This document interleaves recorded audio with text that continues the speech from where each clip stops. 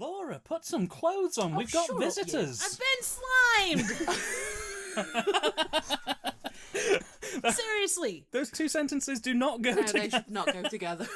I just want to know how I got slimed over a damn email link or damn internet link. It's incredibly believable. She basically propped her legs up at the windowsill and What? fired it out like some kind of slime cannon. Laura, I applaud you. I wish I had that talent. I don't even know what to say. This is not what I was expecting at all. Daniel. You see, this is the thing. You're used to Ben, and Ben's quite mild-mannered and civil, but you're in the wild zones now with me and Triv from Trivial Theatre. Triv, how are you doing? Well, laughing evilly, but not very well. I do apologize.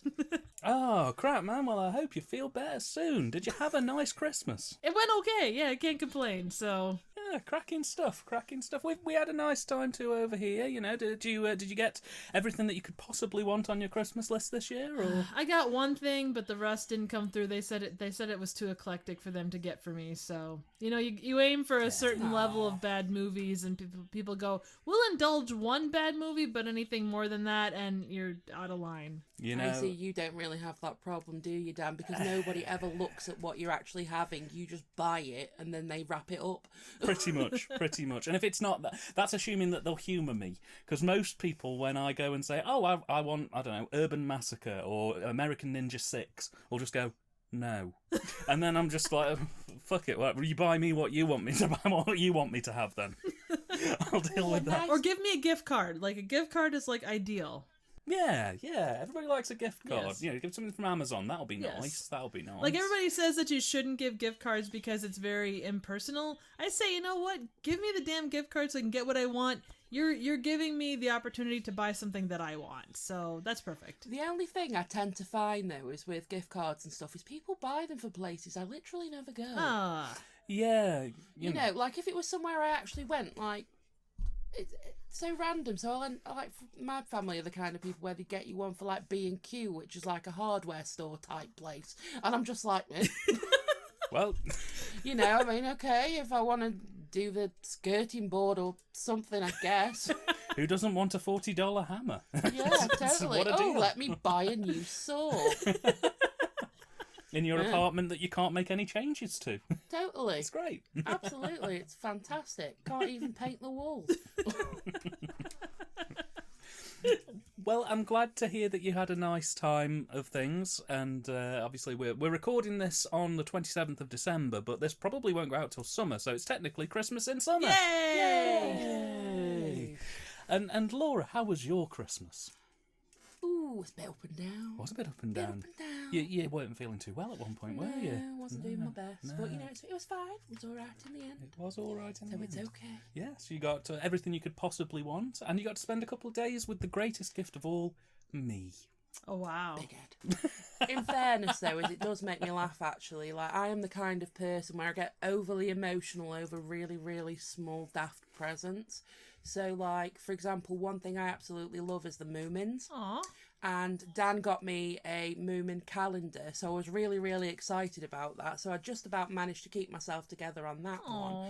But my favourite animals are sharks, right? Mm-hmm. And my mum got me an umbrella that's clear with loads of cartoon sharks on it. So I just about held myself together with the Moomin calendar, but that pushed me over the edge and then I started crying. Oh, but that's cool. It shows those gifts are really something special to you. Well, this is the thing, like, I'll never forget, like, when, I think it was the first year that me and you were together, so it was quite a while then, you had a TV for Christmas from your parents, and I had a pair of pyjamas that had donuts on them, and I was the most excited one. In fairness, they were very good donuts. Hey, their pyjamas lasted me a long time. So they were pajamas with donuts attached to it, or donuts like in the fabric? Because if there were donuts like attached to the pajamas, I'd be pretty excited about donut pajamas too. In fairness, that would have been even better, but no, they literally just had donut fabric. But the thing is, though, actually, that TV worked out okay because Dan ended up buying a new one and then gave it to me. So there you go. Scored a free TV out of the deal, and she had all the donuts she could see and eat. It was amazing. Hey, that is cool. You couldn't even eat the donuts, you lie. That's a lie. You could technically eat the donuts. They are but mainly it probably cotton. wouldn't be very good for you. High in fiber. I was about to say very fibrous. Chewy. Well, you just add a little extra frosting. You won't even notice. It's fine. Yeah. Well, mine went all right. I got a couple of very nice gifts and plenty of chocolate to work through And until fabulous January, company. February. Got stuck with the other half, but what can you do? I care about her very much, viewers. She's very lovely, genuinely. But You better be saying Christmas that, is- otherwise I'm going to come over there and bitch slap you. Thank you, Trev. Thank you very You're much. welcome. Please stop bullying me. I've been bullied already. I'm going to get cancelled before the bloody stream's even over. We haven't even started the film and I'm already cancelled by Twitter. If that's the first time you've been cancelled by Twitter, you're doing pretty well. Yeah, I'm pretty much. 5 years in. I'm holding my own. That's pretty good going. you for Just me. watch it. It's going to happen in the next couple of months now. Yeah, it'll be like February. Something catastrophic will happen. They'll find out I've been shipping drugs to Cuba or something. Well, that would be a surprise, especially to you, I think. I think it would. I'd be very shocked. Still, if they've told me I'm guilty, I must be Oh, guilty. yeah. So that's the way it They'll works. catch you for Yeah, illegally yeah. shipping Jaffa cakes over the border. Oh, you bad 'un. They come back and they're just like illegal exports. 2 boxes, Jaffa cakes. Well, I do enjoy snorting them, so that's probably not a good thing. In Well- fairness, Jaffa cakes are basically like drugs anyway, let's be Oh, honest. God. Well, I was gonna. I've just got the image in my head of you in your apartment with like some mashed up Jaffa cakes with White Lines by Grandmaster Flash playing in the background. Just Banshee's just there, like fur all on end, just rocking in the corner. Oh, dear. I'm in my happy place. I'm in my happy place. I'm in my happy place. I can tell you, I'm Oh yeah, Banshee, get I over am the orange.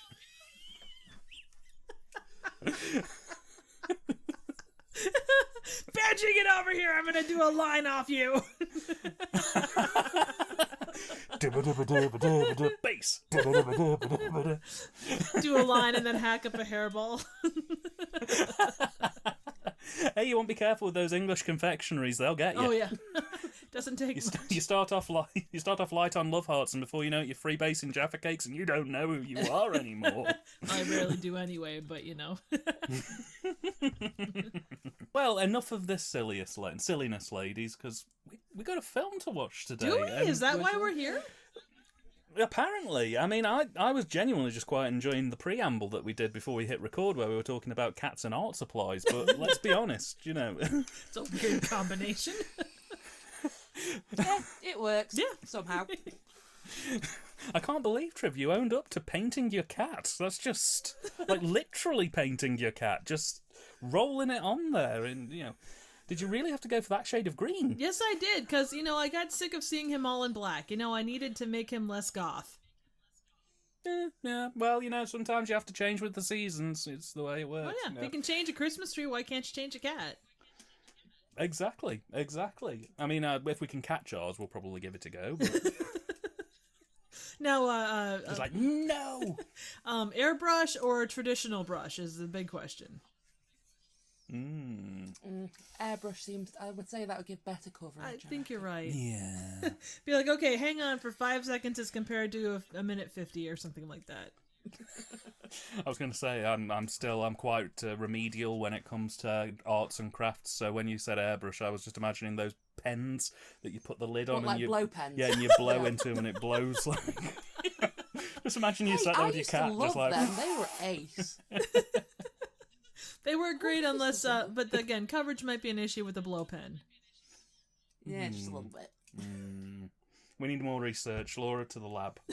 I will not be doing research. I'm not painting my cat. Are you sure? We could always test on Dan. I mean, aim for the face That'll area. work. Oh Yeah. no, bullying again. Oh, if you think this is bullying, you ain't seen nothing. I'm going to right-wing Twitter and I'm going to get them all to be mad at you. Oh, wow, because that's nothing new. Or because that's new. Yep. I'll tell them that you all don't write properly, and they'll just come and correct you all to Oh death. my It'll God. be You amazing. can't say that to anybody. You never write properly. That actually happened to me Even today. words. Like I put out a tweet about, because I was post like holiday, like just too much food, not enough sleep, all that kind of stuff. And I found this gif from I was watching Wayne's World, and I ran across this gif of Phil. So he's the guy that's constantly like getting too drunk and like sitting there and looking like he's gonna hurl 90% of the time. And Oh, yeah. it said something like you're whatever the line was, you've post party, but it was YOU, apostrophe ER. And someone decided that was their comment on that entire thing, was to correct the your in the GIF that I had no control over. Oh, for goodness sake. I was just sat Honestly, there. and what's I- the point? What do you gain from that? Exactly. It's not like it's... Oh, You can't even edit tweets. That's the thing. So, like, what does he expect you to redo the whole tweet? Well, and again, just because you got the your I wrong? didn't get the your wrong, though. It was in the actual GIF. It wasn't even in my tweet. Yeah. No, I think people that just like to complain about I think things. so, I've too. got it. He wants you to hunt down the original GIF maker and get him to fix the GIF, Right. so that then you can use it properly. Well, as you should, because that's completely reasonable internet behaviour. Oh, isn't it? 100%. Yes. Well, given most internet behavior, that is actually probably on Well, the light actually, end of it. Valid point. Yeah. Well, at least the important thing is that I'm sure that whoever was the commenter on that video will probably go on to have a very fulfilled life, correcting people's spellings on things they literally can't. Oh, yeah, totally not So- an asshole. Yeah. So, without further ado, spelling mistakes, pigeon fucking, and shooting slime out of your vagina and across the Atlantic aside. Wow, that was oddly Welcome. specific. I was going to say, this is not quite how I envisioned this going, but continue. Welcome, dear viewer, to the comedy dining experience. And we are joined today by Laura and Triv, who have very graciously taken some time out of their schedules at Christmas, nonetheless, despite it being summer, to join us on a spooktacular commentary for one of the greatest films the 80s ever produced, that is Ghostbusters. Yay! A perfect storm of weirdness, funniness, and slime? Maybe? Plenty of works for me. sliming going on. Yes. Plenty of sliming going on. And that's just Bill Murray, so... Well, that's your average Bill Murray movie, really. Oh.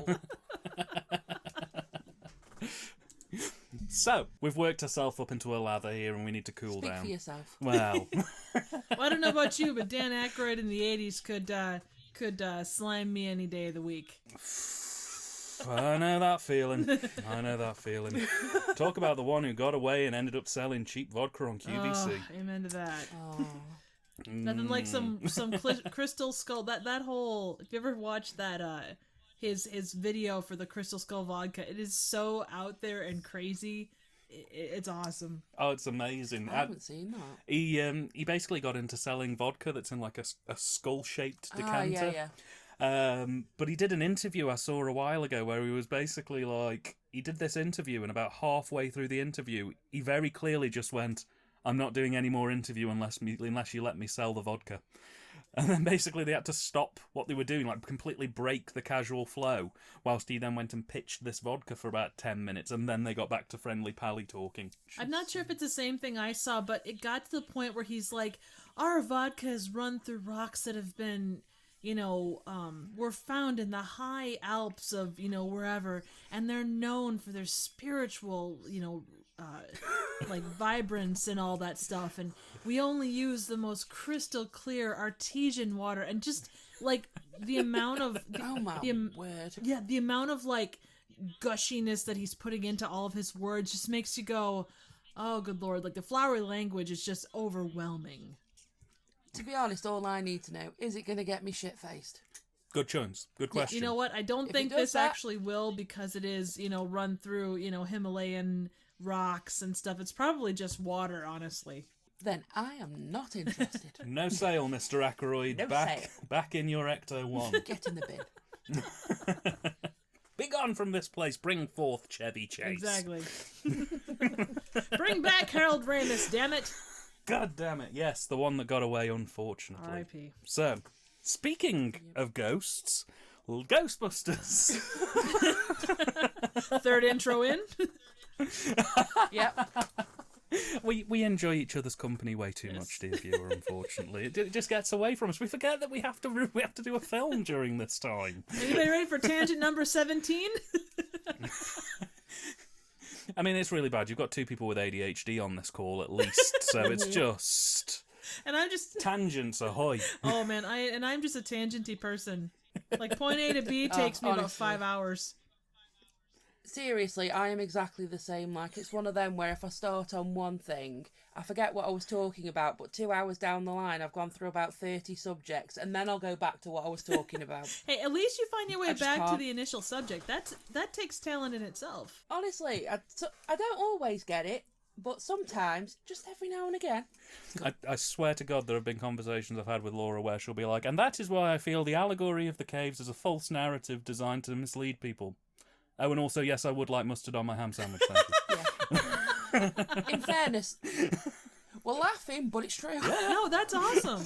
The thing is, again, you found your way back to the subject, like you didn't forget what the initial subject was. And you know what? Dan gets an education in the process. And anytime that Dan can come out educated on a subject, I think that's a win. Absolutely. I have 100%. I have a very big empty bookshelf that desperately needs filling with knowledge, so Yep.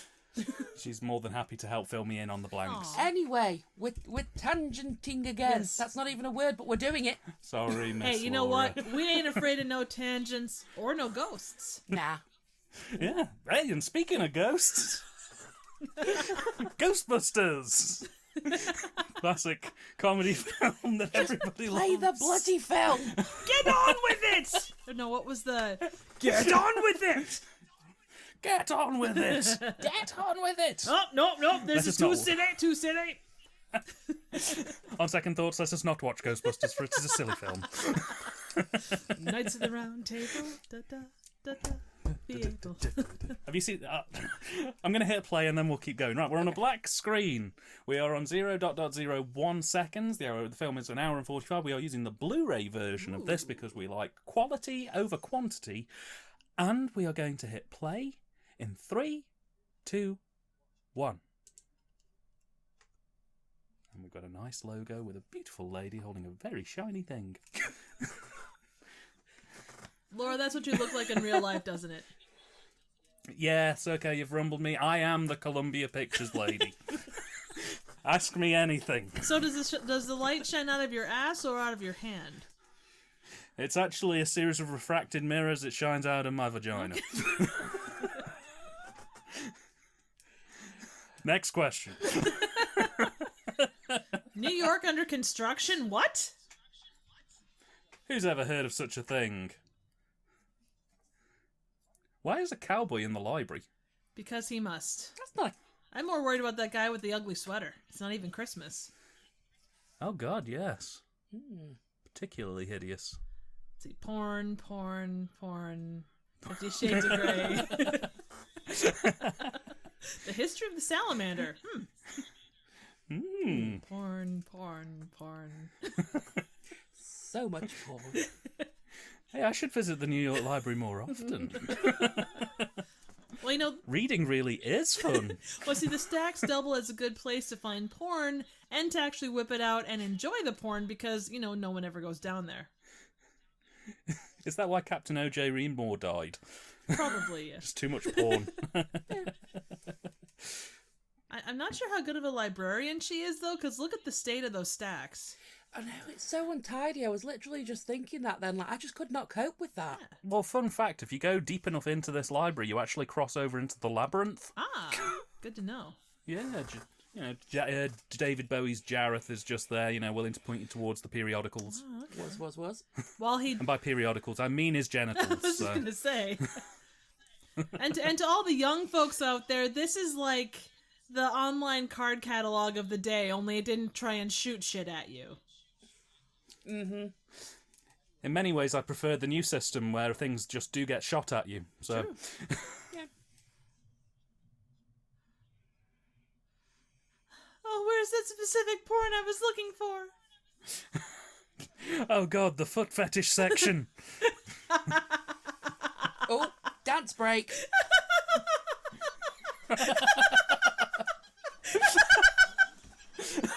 Oh, she's gone. That's it, we've lost her. Every time.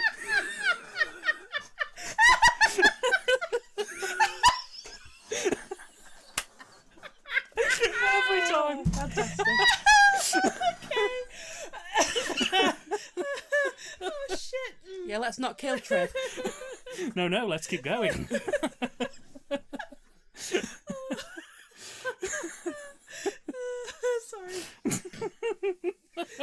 No apology needed. But seriously, freaky feet people.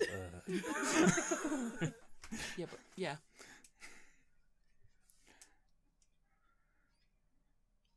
Playboy magazine issue 191. It's actually 192. Shit.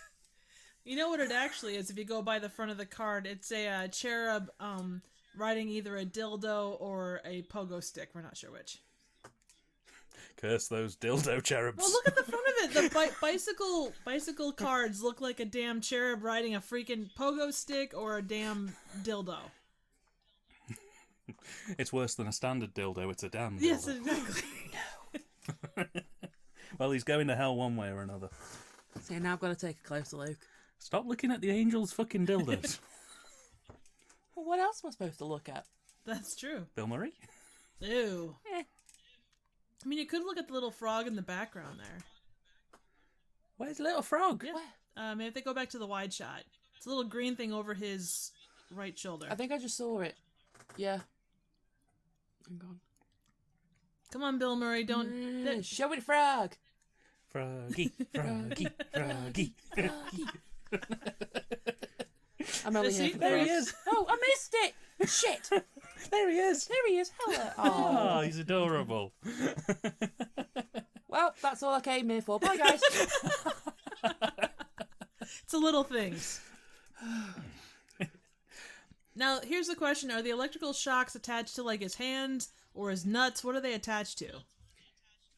He has one about 4 inches into his anus and one located on what is formerly known as the gooch. Ah. Ouch. I can understand why he's pissed off, then. Well, there's a reason they call it the shocker.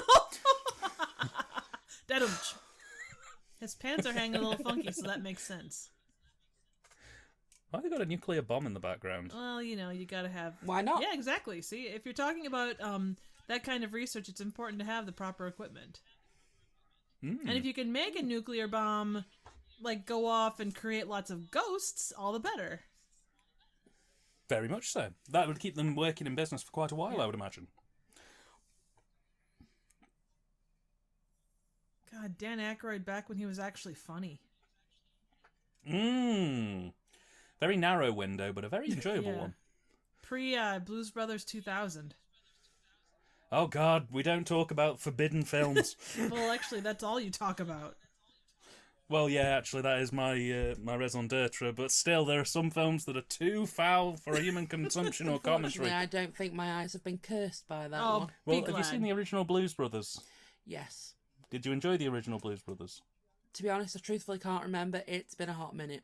Don't bother watching Blues Brothers 2000. Really. It's nowhere near as good as the original Blues Brothers. That's not even a same. That's not even. Those two aren't even in the same world. Blues Brothers is one of my favorite movies. Blues Brothers 2000 is a total abomination.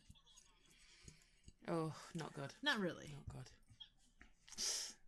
I seem to remember there was a sketch show I watched years ago where they opened with a fake trailer for Blues Brothers 2000 that ended with two people parodying Dan Aykroyd and is it John Belushi. Jim Belushi? John Belushi.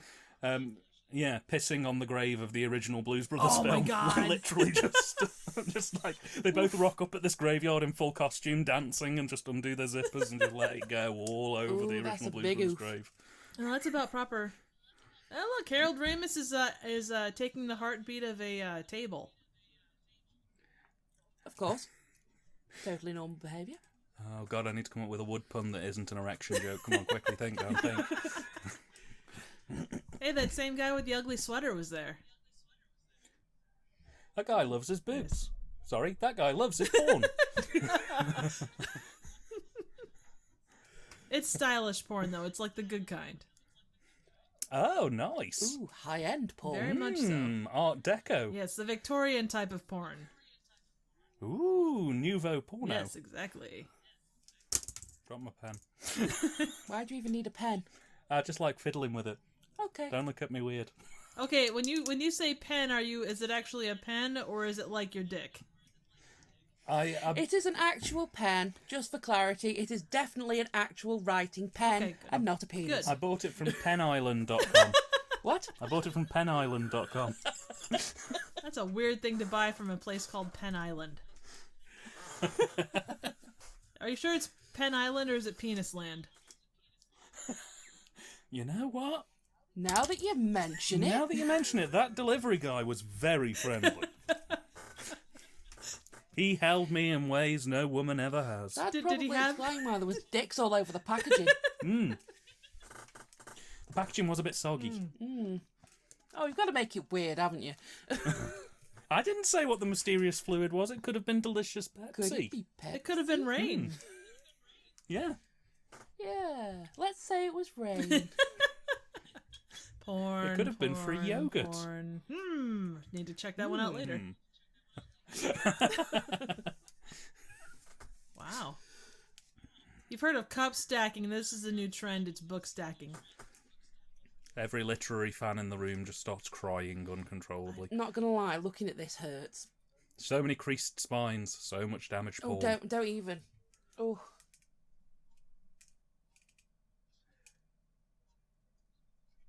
All right, who farted? So how long ago? I was literally just gonna go, sorry. Oh, great. Now that's the porn section right there. The guy with the bad sweater found the vintage erotica. That he did.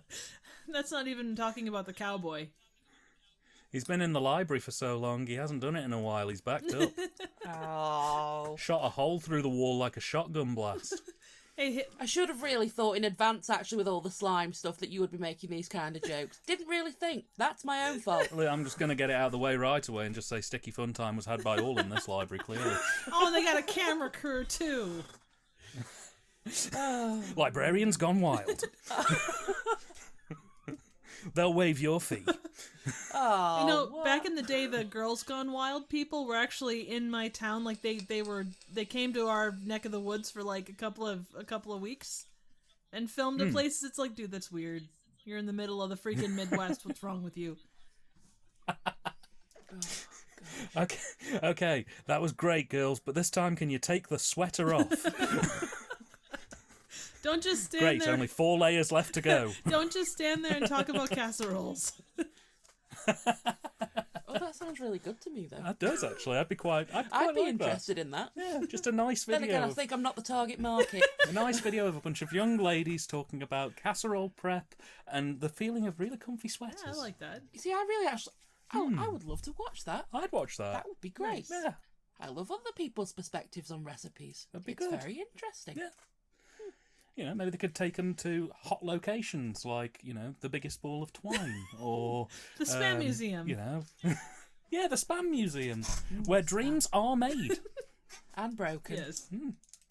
Oh, wait, sorry, I misread the sign where sandwiches are made. That's the... Well, it is I'm sure it's a mecca of all things cool. I know you sent me a video of the inside of that place, and it looks crazy. I love it. It is. It's like the most random place you've ever seen in your life. Like, you wouldn't expect that cool of a place to be dedicated to Spam. No, absolutely. Because it's got, like, conveyor belts and stuff working around the ceiling and stuff like that. It's really cool. That sounds funky. Yeah, The yeah. history of Spam is actually quite incredible. But we should probably get back to the movie. I was literally just thinking that myself. Yes, you're watching Ghostbusters On the comedy dining Yeah. experience. on the Comedy Dining Experience. Very true. Okay, so it's a random map there in the background. Is someone running like an op, like some kind of a deep op thing going on back there? Yes, it's to help them triangulate, quote, the good porn. Ah. That's me if I haven't had breakfast. Yeah, I can relate to that one, 100%. This is me if Laura hasn't had breakfast. Yeah. You know, that is a surprisingly compact camera, considering the age. I always get dates mixed up. Was Ghostbusters 1984? Yes. Yes. For the time. I mean, when you look at similar cameras on the market at the time, stuff like Back to the Future, which was only a year later, Marty McFly's camera is like a full-blown shoulder thing. But I suppose it's VHS versus like 16mm maybe? Because they did have smaller like film cameras. Yeah, no, absolutely. Well, I think the reason why this camera in particular is smaller than the other cameras is because Dan Aykroyd the way is that it hurting used it? to work is... Is it because... Yeah, well, the thing on his side there is an actual full-blown video player. You could hook that up to your telly. Yeah, forgot about and use it to actually play back tapes on your telly. So the idea was you'd buy a VCR that just had an adapter that you could plug a camera into. Right, I totally forgot that. One of my professors was back in the day where they'd have like the full-blown shoulder cam with the full-blown VCR or VHS attached to it, or VCR attached to it. And the whole rig was like 60 or 80 pounds. Absolutely. Those things weighed a ton. I mean, I've got a vintage one up in the loft at my parents' place, and those things they weigh a fair bit. So the loft at your parents' place, is that like a trendy bar? Yeah, if anybody goes up there, they'll find the greatest smut known to man, combined with some terrible films, the survivors of my last film marathon, and at least a dozen VCRs, And probably a bit of asbestos. and a bit of asbestos, just to spice things up. Yeah. Well, you have to have a little bit of asbestos. Oh yeah, it's good for the heart. No, it's not. It's really bad. Don't eat stuff. Oh, we love a bit of danger. Well, that's what the comedy dining experience is all about. Danger. Danger. God, we're quite the opposite of dangerous people, aren't This we? is probably the safest podcast in the world. Let's Yeah. be completely honest. We're all comfortable here. We don't want to cause a I was ruckus going to or say, a I think fuss. the most unsafe part of it is if you have a beer. If I have a beer, it's on for young and old. I will fight you. Ooh. Yeah, right. Oh shit! Well, we are screwed then. My dad's from a You county. could not fight your way out of the paper bag, mate. I'm a Not a roughy, question. I'm a roughy tufty man, and I will take you down to Funky Town. Chew, fucking chew. I would love to see you try. I really would. Well, first on the comedy dining experience, we're now wrestling live during the commentary for be honest- Ghostbusters. I just whacked the mic then. I don't think I'd be able to stop laughing long enough to actually fight you, though, so you'd probably win that way. You probably would. I'm just gonna sit back with some popcorn and enjoy the experience. In fairness, actually, no, you probably would just sit on me. Yeah. Well, Triv, we need you to ref this, so... Okay, no hitting below the belt. I can win with words. Oh, there you Can go. we just have like a verbal argument? I will win with words, and I will not be mean. You know what? That is You're not- is talent in itself. So go for it. Kick some ass. In many ways, the pen is mightier than the sword, especially So if you here sort you go, Dad. I'm stab gonna give you a just verbal right. beat down. Okay. You're shit. Oh my god. Okay. I want you to stop being mean to me. Yeah, well, do you want to know my rebuttal? Go on. No. Oh. Well, I shall write a letter to the Telegraph, and I shall contact the local bobbies, who will Benny Hill style chase you out Are of you this going house. to send the coppers after me? The Rozzers have been alerted. Oh no, not the Rozzers. Yes, the Rozzers. Oh, I'm so scared. Each one is armed with a piece of wood known formerly as a truncheon, except for one who is armed with a piece of wood known as his penis. For some reason, I thought you were going to say a piece of ham. Yes, they're the spam police. Oh shit. Not spam again. Spam, We spam, always go baked back to beans, the spam, spam. spam, tomatoes, spam. Spam, spam, spammity spam, wonderful spam. Or lobster thermidor with spam. I could have your spam if you like, darling. I'm having spam, eggs and chips and spam. You're watching Ghostbusters on the comedy dining experience. As a throwback, just a little bit, Dan Aykroyd was on a poll, and I'd like to say I never want to see that again. I, by Once contrast, is enough. wish to see a supercut of Dan Aykroyd on the pole all the time, set to a variety of 70s disco hits. I'm sure that's possible. Let's get some Kool and the Gang in this place. Ah, there you go. Wow, what was it with the Art Deco nature of the 80s, and yet it looked like shit? Yeah. Yeah, it was basically the dollar store version of the 20s because no one wanted to spend too much. Yeah. Yeah. The irony, of course, being that the cost of the Art Deco from the 80s, which looked crappy compared to the 20s Art Deco, is probably now more expensive than any attempt Art Deco could be done with any tools now. So I think I need a flowchart to understand what you just said, but I'm going to wholeheartedly agree. Well, I basically just said, yeah, he was saying words. I know that much. So I just said yes. Nice. Oh no, I've gone cross-eyed. Laura, slap him across the back of the head to undo the cross-eyedness. That's what I find always works best. There we go.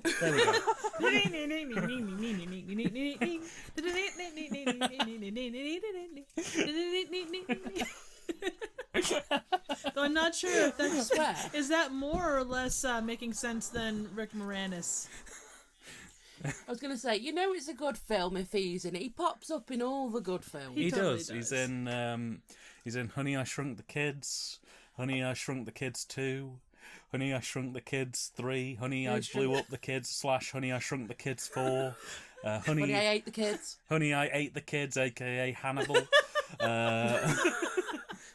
Honey, I chucked the kids out the window. Honey, I actually had quite a nice day with the kids, but I'm quite tired. Can I go for a lie down? A.k.a. Honey, I Shrunk the Kids 6. Honey, I went back in time and we no longer have kids.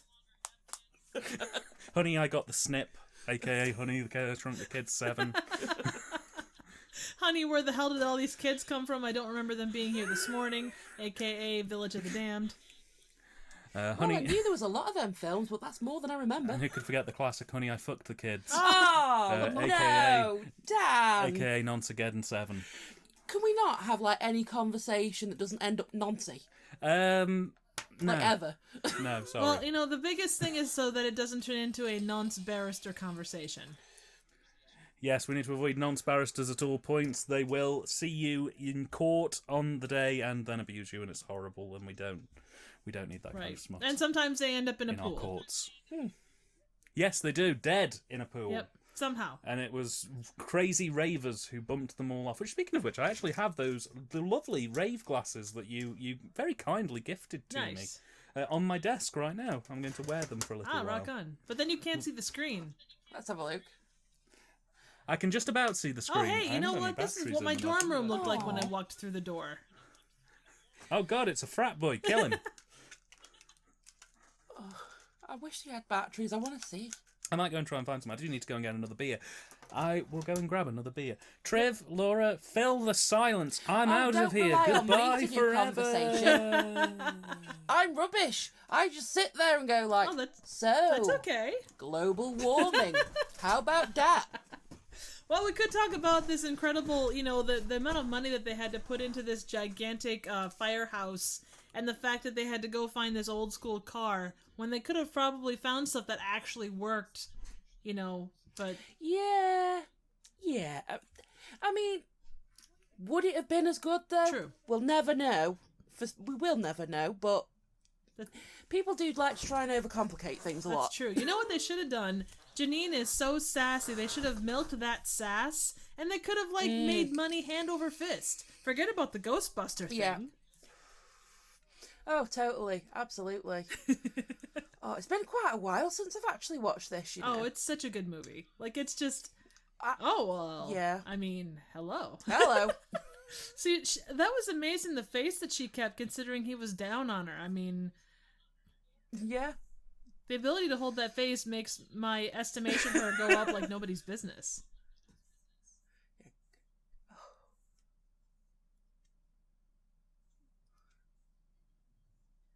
I don't know. Have you ever seen the real Ghostbusters cartoon?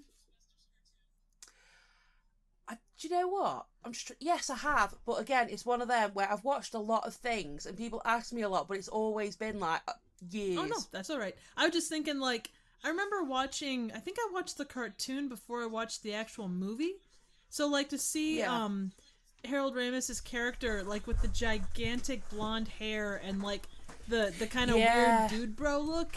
And then to see him in this, It's so weird, Oh, isn't it totally is. And then like Bill Murray's character is, or Venkman is just like this kind of schlubby dude, and although he's kind of schlubby in this, he's really not.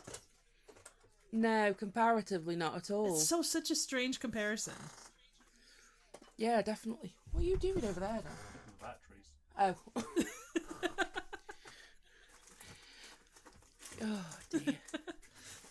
So she's sitting there like, oh, my eggs exploded. But weirdly, the marshmallows didn't explode, and they were right next door to the eggs. And so I'm wondering if it's an egg-based ghost or if it's just something else. And why do you insist on putting one of these sensors up my ass? I really will never know. Oh, we don't need it for this. That's just Yeah, exactly. See the blinking machine in the background? Yeah, that's just for us. Yeah. Right, come on, are you coming back here or what? I'm back. I just went to get my Reese's, I think. Well, let's see. For product placement, we got Cheez-Its, we had Pabst Blue Ribbon, we had Diet Coke. I wonder what other product placement we're going to get out of this.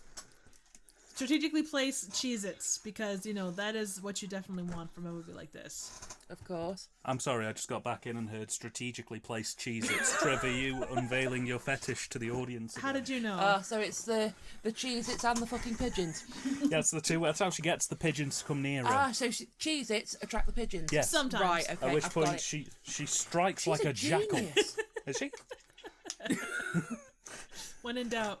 I mean, not that I would want to do that myself, but if that is your goal, you know, Cheez-Its, genius. Down to an art. Absolutely. I have spent years honing my craft. I got the batteries for the glasses again. I tried them on. Oh, that's cool. I like that.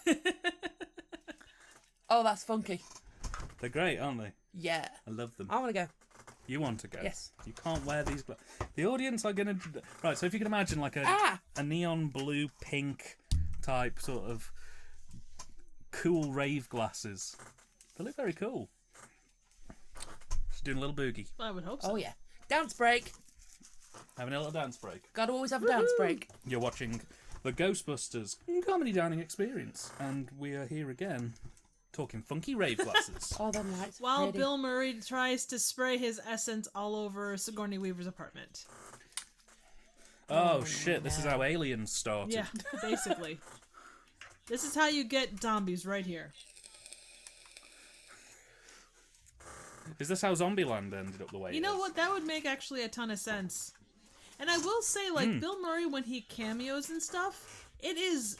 I don't think he's had, like, a bad cameo outside of, like, the one Ghostbusters movie. No, I think he was probably the best bit of... Oh, what's that film called? It had Adam Driver in it. It was a zombie film that might have had aliens in it as well. The Dead Don't Die. I've not seen that one. I haven't seen that. It's a very mediocre film, but Bill Murray is easily the best bit of it. He plays kind of a very softly spoken sort of senior police officer who's trying to guide Adam Driver through being a police officer nice. while the zombie apocalypse happens. The film's got its moments, but it's a fairly mediocre one. Okay. But he's brilliant in it. I really like his bit in Ed Wood where he plays, is it Bunny? Yeah. I can't remember. I think so. He's really good in that. Wow, those eggs are really overdone. You know, ghosts should know better than screwing up eggs. Shocking behaviour. I know. I wish to report to the ghost chef, please. Yes. See, I bet that's it. It was deliberate. That's what they do. They just come round and make your eggs rubbery. Yeah. Oh God, you just The reminded me ghosts of inconvenience. You just reminded me of my favourite bit from 13 Ghosts. In the original 13 Ghosts, there's a chef ghost and he keeps his moustache. So he's just like he's got a chef's hat. You can't see him, he's invisible. He's just got a chef's hat, an apron, and the moustache is still on. Oh, I haven't seen that and now I want to. Oh, Well, it's a fun. I've got it It's on a Blu-ray, fun so- movie. It really is fun. Oh, yeah. Yeah. So going back. I will have to pop it on the list. Oh yes, absolutely. The eggs on the table. All I can think is Gordon Ramsay saying, "It's fucking raw." Only it's not raw. These eggs are rotten. I'm closing the kitchen down. Shut it down. Shut it all down. I love the Perrier and Stop then the chucking Reese's at me. Oh, we got a Reese's assault going on. A Reese's assault. Yes. I forgot to mention, for this comedy dining experience, I'm enjoying a delicious banana bread beer. And my mother-in-law gave me this fantastic Reese's Peanut Butter Advent Calendar on Boxing Day. Well, let me just tell you, actually, my nan still buys us advent calendars, even though obviously we are well into adulthood now, and she buys one for my mum as well. But my mum knows that Dan likes Reese's, and my nan got her a Reese's calendar, so she saved it specifically for Dan. Oh, that's so sweet. Heart of gold, I love this woman. Honestly, she's great. She's insane, but she's great. Hey, you know what? Oh yeah, she's super villain level crazy, but I tell you what, the gifts she buys, you have no idea what's coming. Could be literally anything. So long as she doesn't box up a cat and give it to you. Wouldn't put it past her. Wouldn't put it past her. By any chance, does your present eat Jello? Yep. See, the biggest thing to worry about is if she gives you like a liquor advent calendar, but it turns out that all the bottles are empty. Yeah, that sounds about right. Again, actually. wouldn't put it past her. Oh yeah. She's pretty good like that. Honestly, it is one of those though when you do get a present off my mum. I mean, for example, I went round to her house probably a couple of months ago, and she says, "Oh, I've got something for you and something for Dan." So she gave me a Christian Dior eyeshadow palette, right? Okay. And then she gave Dan an impossible jigsaw where all the pieces were clear. Oh my god!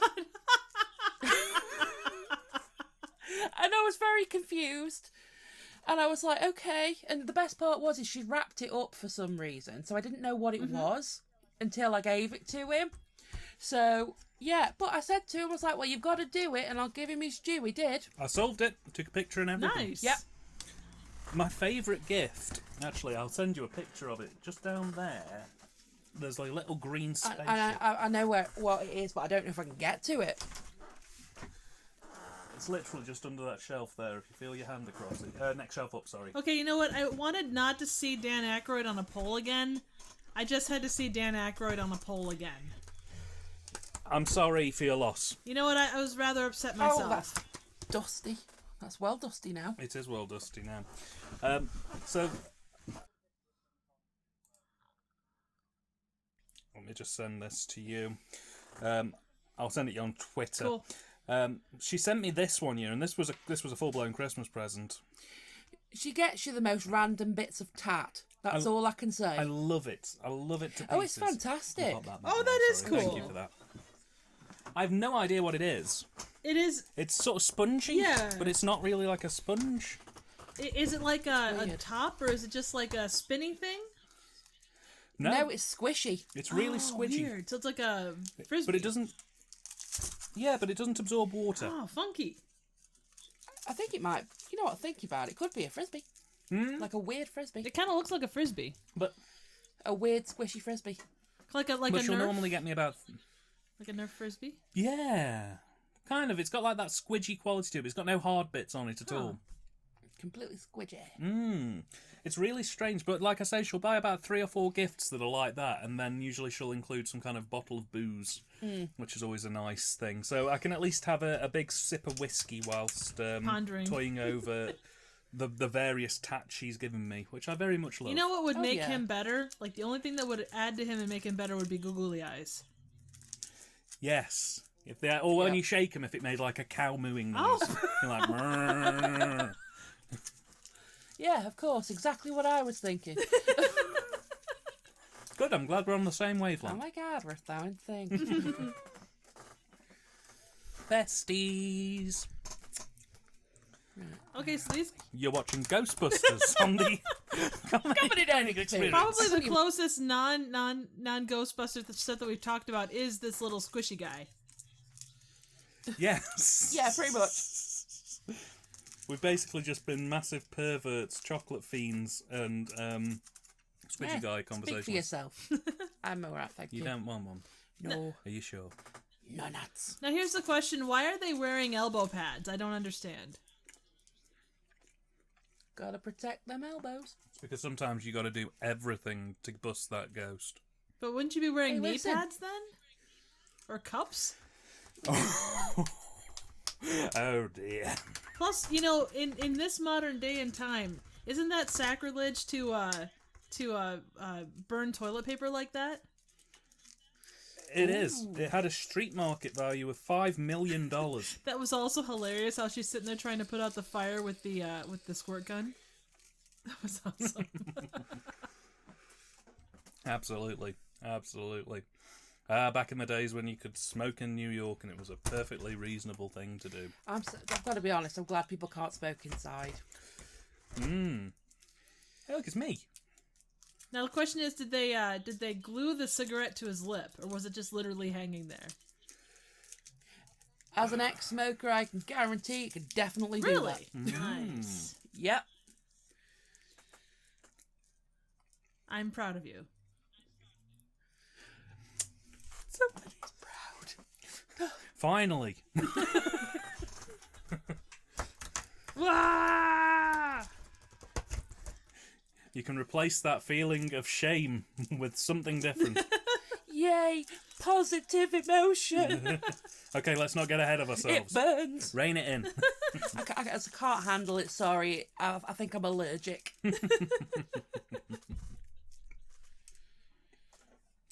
Wow, he's doing the scientific tests with that. And Bill Murray Oh, can't be bothered.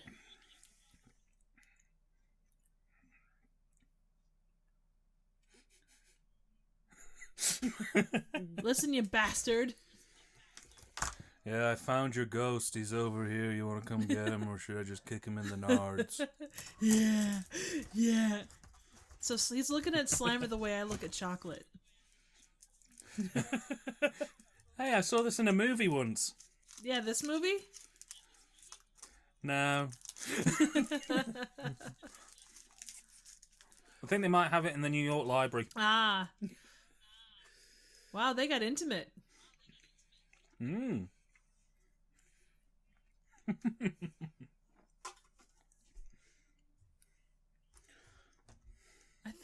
think it got up my nose. I don't feel good. Christmas is cancelled. Yep. My favourite Bill Murray story was that he agreed to sign on to the CGI live-action Garfield film because it heard it was directed by the Coen brothers. Oh no. Not the Coen brothers. And that was the only reason why he signed on to it, because he thought it was going to be like the Fargo version of Garfield, and it really wasn't. Oh no. How would you even do a Fargo version of Garfield? So Garfield's lasagna gets kidnapped. Like I just imagine Garfield trying to throw Normal down a wood chipper. Yes. Poor Odie. There you go. He's next. And like John is William H. Macy. Yes. Bill Murray and the Coen brothers present Barton Garfield. That was all me, bitches! Hang this shit up on the wall as a trophy. Both a good reminder for the restroom and when you're busting ghosts. I mean, I often refer to going to the bathroom as I'm busting ghosts. So. Excuse me, I'm off to bust a ghost. Why would you wait to say not to cross the streams until you're actually in the middle of crossing the streams? I love the fact that it's treated with such an afterthought. It's all like, oh yeah, if you cross these, everything dies. So, just a warning. I know you've been using them for about half an hour already, but... That is one thing I'll say, and I know that the 2016 Ghostbusters has a certain reputation, but the fact that you see them, like, working on getting to understand the equipment, I kind of enjoy that part of the movie. Yeah. Yeah, it was nice to see them actually get to grips with it, because you've got to imagine... Oh, okay, now she wants the Reese's No, piece. I don't want your Reese's. I was literally just taking them off you to ruin your fun. Oh. That's one thing that I think that 2016 Ghostbusters does have in favour of this one, is that the idea of this Ghostbusters is that the guys are supposed to be kind of schlubby hacks who've kind of managed, apart from maybe Egon, everybody's supposed to kind of be, you know, a bit sort of off the cuff, and kind of not really the Doctor that they're supposed to be. Whereas I did like in Ghostbusters 2016 that they actually gave these guys the ability to build it up. But in this one, they just sort of seem to know how to use the highly nuclear-powered proton pack. Yeah. But, you know... It's just like... Go ahead, sorry. I was going to say, it's just like about 20 minutes ago, Bill Murray was trying to get into Sigourney Weaver's underwear, and he's suddenly expected to know how to use a full-blown nuclear reactor pack like the first time he's put it on. But I think that was kind of the 80s, though. Like, there wasn't a lot of... Like, you might have a montage of them practicing, but that's really all you got. Like, that was just... There wasn't so much the why or the how as much as the, oh, look at, we got cool things. Yeah. No, it's about... Yeah. Oh. One magical word, cocaine. Truth. Very true. Hell of a drug.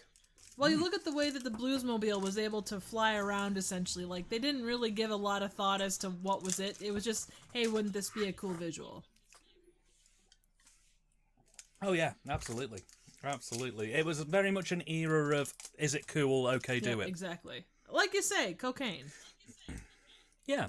It was very much the fuck around decade, and unfortunately we're now in the find out decade. Yeah, but way too much, and a lot of times it's tell, not show. Yes. Oh, yes. Absolutely. I do like the fact as well, and they didn't do this in the sequel, but I do like the fact in this film that they do treat them like the pest control. It's like they do come walking out with a ghost trap and go, oh, it was a big one, but we got it. That'll be $500, thank you. Yeah, the second one is kind of just... It has great moments, but it is a real anomaly. Like, if the 2016 one hadn't come around, the Ghostbusters 2 would have been that pariah of the series. Yeah.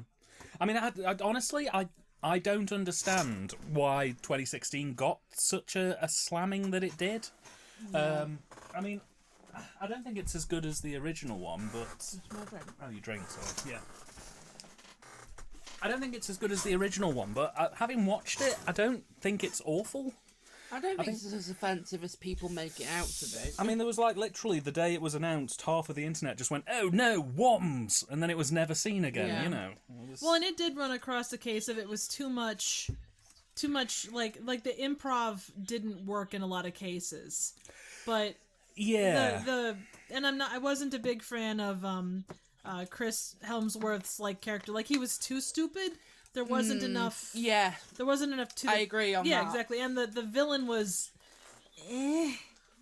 but yeah. But yeah, overall, it had some good bits. It just, I don't know. It had it come out. I mean, it wasn't the best, but it wasn't that bad. Had it come out, like if it hadn't had that, like, all the build up around it, it would have just been a semi-okay sequel. Yeah. I mean, I think what didn't help it was people like James Rolfe going on record weeks or even months before it even hit cinemas to just say, I'm not even going to watch it. Right. I'm just not even going to acknowledge its existence. As far as I'm concerned, it's just 2 films and that's it.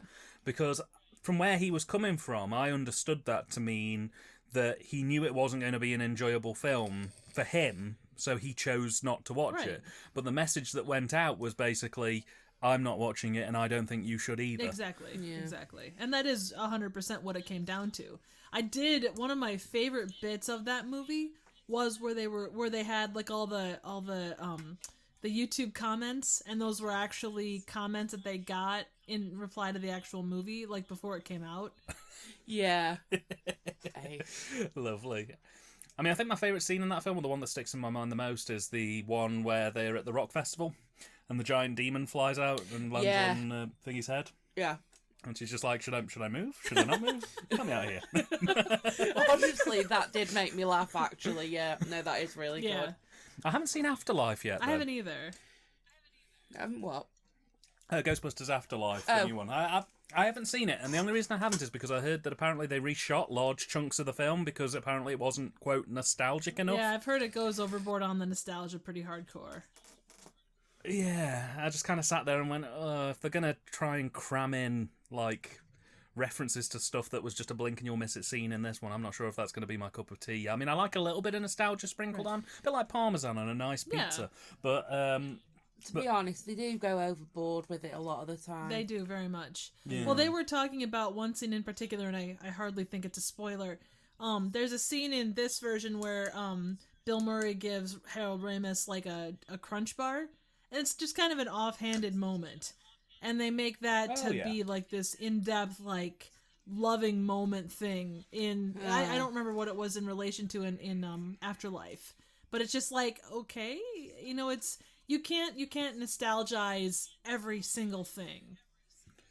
That's literally just picking anything, isn't it? Like you could say you could take Coke cans out of this movie, which was clearly used as just a sequel or just as a product placement thing, and say, well, Coke meant so much to him, or whatever. So I don't know.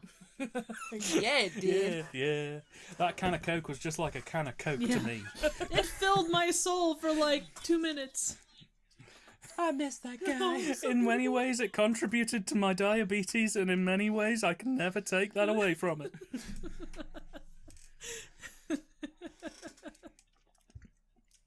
But this is the thing. I mean, it's weird for somebody like myself, and probably somebody like yourself as well, Trev, that... I mean, at least I can't speak for you, but for me, I find that a little bit of nostalgia just dropped in is nice. It's just kind of a warm feeling. But when modern films and modern television programs go all in on that and start basically making it more of a reference than a film or a product, I mean, like, I don't like the idea of having to watch 2 or 3 films in order to understand your one film. You know what I mean? Especially if it's supposed to be a soft reboot type thing. Yeah. For me, I'm very much a fan of the little warm fuzzies when there's a couple of little nods to other things, I like that. I think that's nice. But you can so easily go completely overboard with it. They think that that's what people want.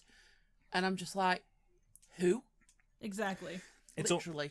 It's almost certainly why if they ever made a Jaws 6, it would either be one of the worst films ever made or one of the greatest films ever made. Because, you'd have the ghost of Quint flying in to talk about the SS Indianapolis, and this 20-year-old kid with an iPhone will be like, what the fuck was the Indianapolis? He will drift away. Sign me up. No, finish up. I was going to say they'll be like geocaching the shark, trying to find it, and then the ghost of the original Jaws will inspire the new Jaws to destroy the boat and eat some hipster wanker. And they'll start going on about racism against sharks. Yeah. The mayor will be played by Donald Trump in a cameo, and he'll say, "No, beaches are fine, keep them open, great business." Honestly. Then there'll be like a really terrible like 3D loaf of bread, otherwise known as the shark, like coming up and like destroying the glass in a really like random 3D way, and they'll de-age Michael Caine and have him come on for like 3 lines. Oh god, which he will pay for another house. Yes, and the 3 lines will mainly be cocaine. As it should be. I do love, sorry, this is back to this real quick, but I do love how they show like the like scientific workings of how they hold ghosts. Yes. Can I just say, it's the fact like, I apologise for talking about the thing we're here to talk about. Laura, Triv, that is the nature of the comedy dining experience. Sometimes it's just goofing. Oh, absolutely. And we're okay with a little goofing. Absolutely. A little bit of roughhousing, it's all fine. We've got wrestling later, it's going to be lovely. I'm going to body slam Laura through a table. Please don't. Laura, that means you get to take a spiky chair and pop it through Dan's back. That works for me. I'm okay with that. this. I can live with that. Seems fair. Fair trade-off. But no, that is one thing. I do like the fact that they acknowledge how things work, and better still that it actually forms kind of a key plot point later on in the film. Like they set up the fact that the ghost trap works in a very specific way, and it needs to be constantly powered. Although, that being said, at this exact point in time in New York, I believe they were having a power crisis. Oh yeah, they had a brownout. I think they had a brownout in the mid '80s. That might have inspired part of the like that real life event might have inspired this too. Maybe it was the late '70s. They had a like a blackout or something. I'll look it up. Yeah. Well, I know in the late '70s, New York basically ran out of money. Like the entire city just like went broke, and they ended up having to sell a lot of legal utilities to the banks in order to pay off their debts. And that was the start of the golden era of you don't have public ownership of anything anymore, which is rather sad. But Yeah, no doubt. Such is life. Ghostbusters! Yeah, Ghostbusters! Woohoo! Busting ghosts. Buy product, kids, and consume more product. Look, here's Ernie Wise. He's still wearing the same jumpsuit he had in 1984. And he still fits into it, surprisingly. Him and Dan Aykroyd don't turn up to parties no more. They're not allowed. I don't blame them. Well, after Dan started selling, not you, Dan, but Dan Aykroyd, when he started selling Crystal Skull vodka, they kind of just stopped saying, you know what, you can keep your vodka where you are. We don't really want it. I mean, quite coincidentally, I am actually selling a line of Crystal Skull water, so it's exactly the same as the Crystal Skull vodka, but completely alcohol-free. Super filtered with There you go. So, sourced from the Himalayas sometime in the future. oh, we got the Twinkie scene. We got the Himalayas Twinkie each scene. of your butt cheeks. Say giant ass Twinkie, and I'm gonna shove it up your ass.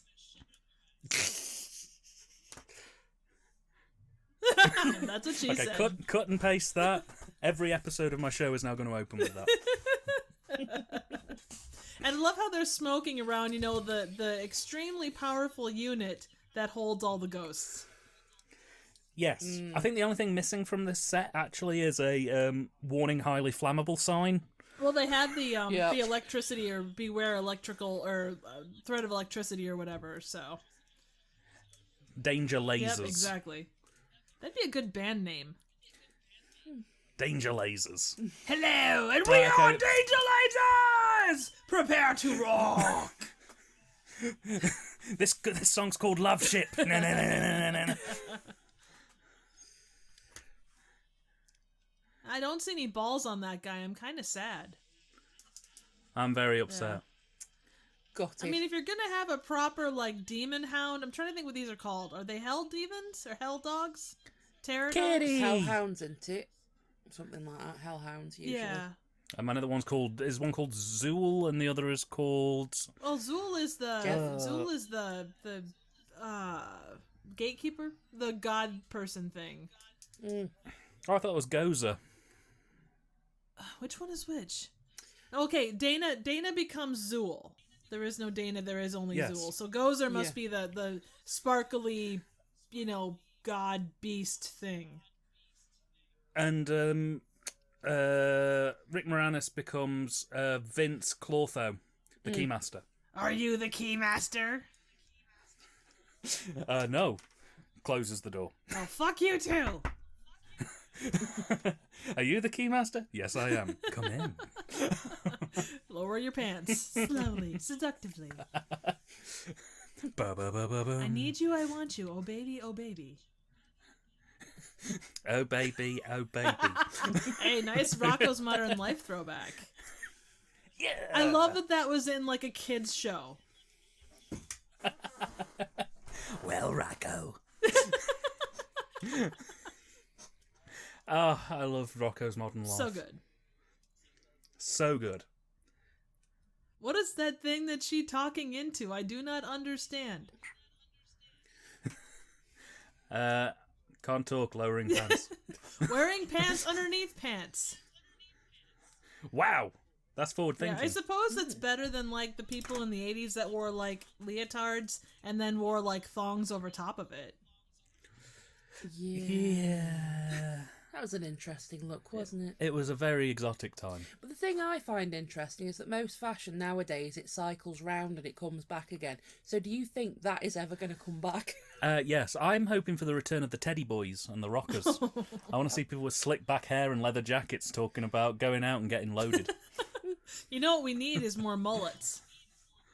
Yeah, bring back the hockey hair. That's what I say. Oh man, I was watching Wayne's World the other night, and I could not the one shot that Wayne takes his hat off for. I was sitting there thinking, "Holy crap, that's some god awful hair." The mullet is not the great look. I'm not a fan of the recent trend of people growing just mustaches. Oh no.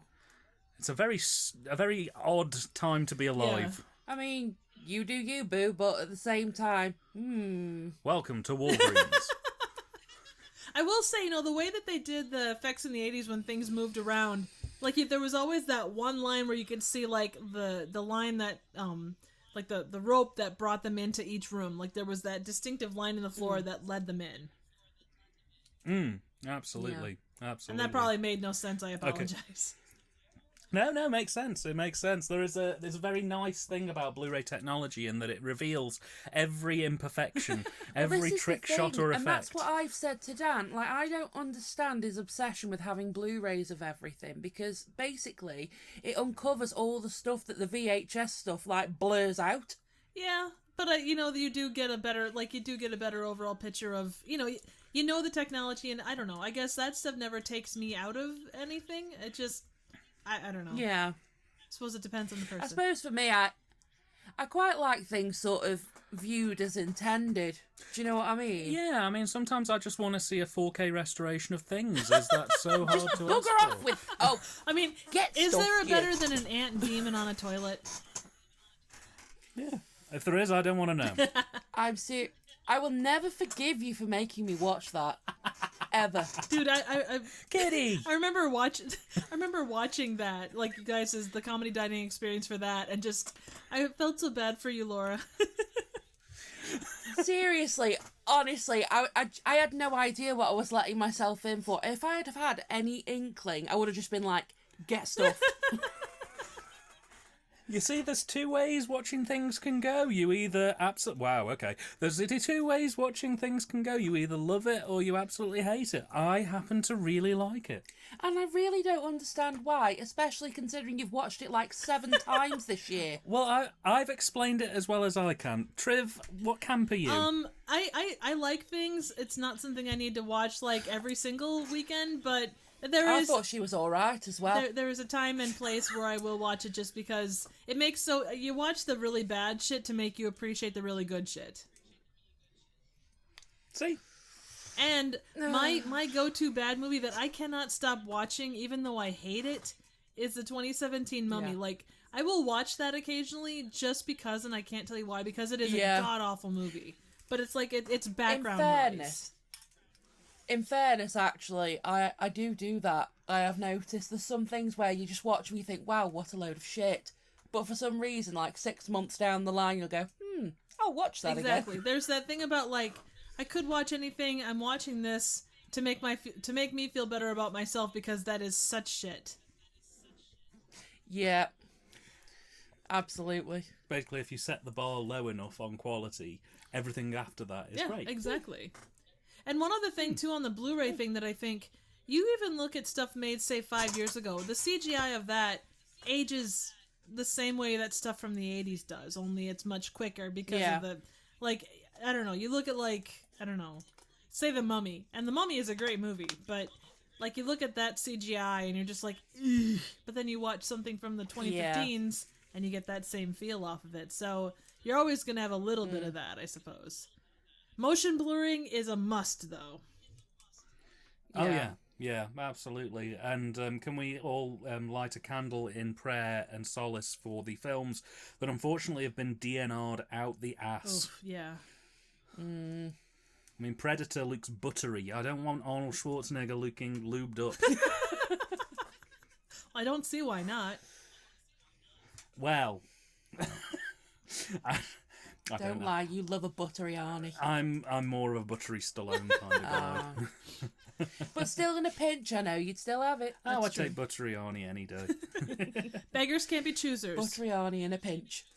Yes. Yeah, exactly. Users can't be choosers. Yep. So I got to ask this question, because obviously I was going to ask this when Rick Moranis was on screen, but we got distracted talking about the joys of things. Trev, what's your favourite Rick Moranis film? Oh, God. Probably Spaceballs. Good choice. Good choice. He does play a damn fine role in that one. And I'm having a hard time. Like, I can think of, like, Rick Moranis roles, but, like, that's the most prominent one that comes to mind. So, but his role in that, like, he just plays that over-the-top character so well.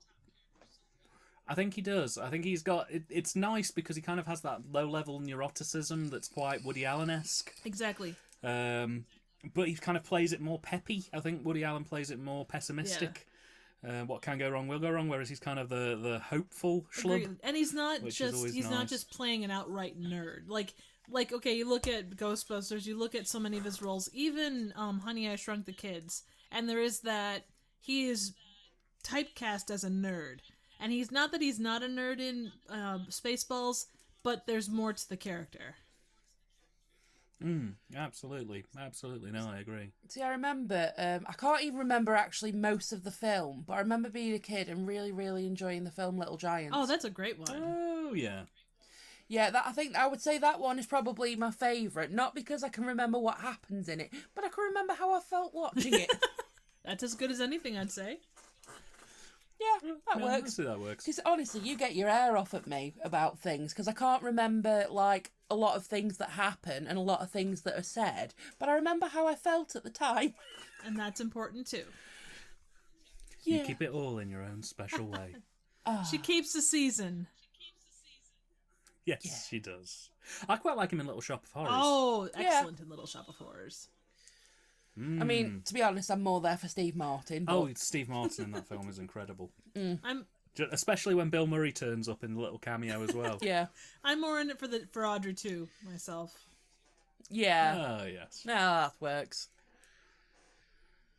Now, Laura, have you seen the original Little Shop? I didn't know there was a Roger remake. Yeah, the Roger Corman The original version from the 60s. Yeah. You want an experience and a half. I don't think I've seen the original then. I didn't know there was two. I've got 4 copies of it, so I know what we're watching after this. Yeah, about that. It's actually very fun. Like it's a weird like I would suggest captions on because there's a lot of like murmured lines that are worth a listen. Yeah. Because it takes like you watch the 80s one and you have all these things. You go back to the original one and they throw in like those little like we talked about those little nostalgic bits. They throw those into like to this. So there's like a character that comes back around. Like she's kind of a constant presence in the 60s original. And she's mentioned one time off in the 80s one. But it's just kind of one of those fun little, they put it in there, so. Yeah. See, that's the way I like them to do it, though, where you just have just a little snippet and then you just move on. Exactly. It's nice that way. Oh, yeah. No, absolutely. But no, I will have to watch that at some point. I didn't even know there was two. I didn't until much later, it was, but... Wow. It was an early appearance of Jack Nicholson. His very first, or I think his second appearance.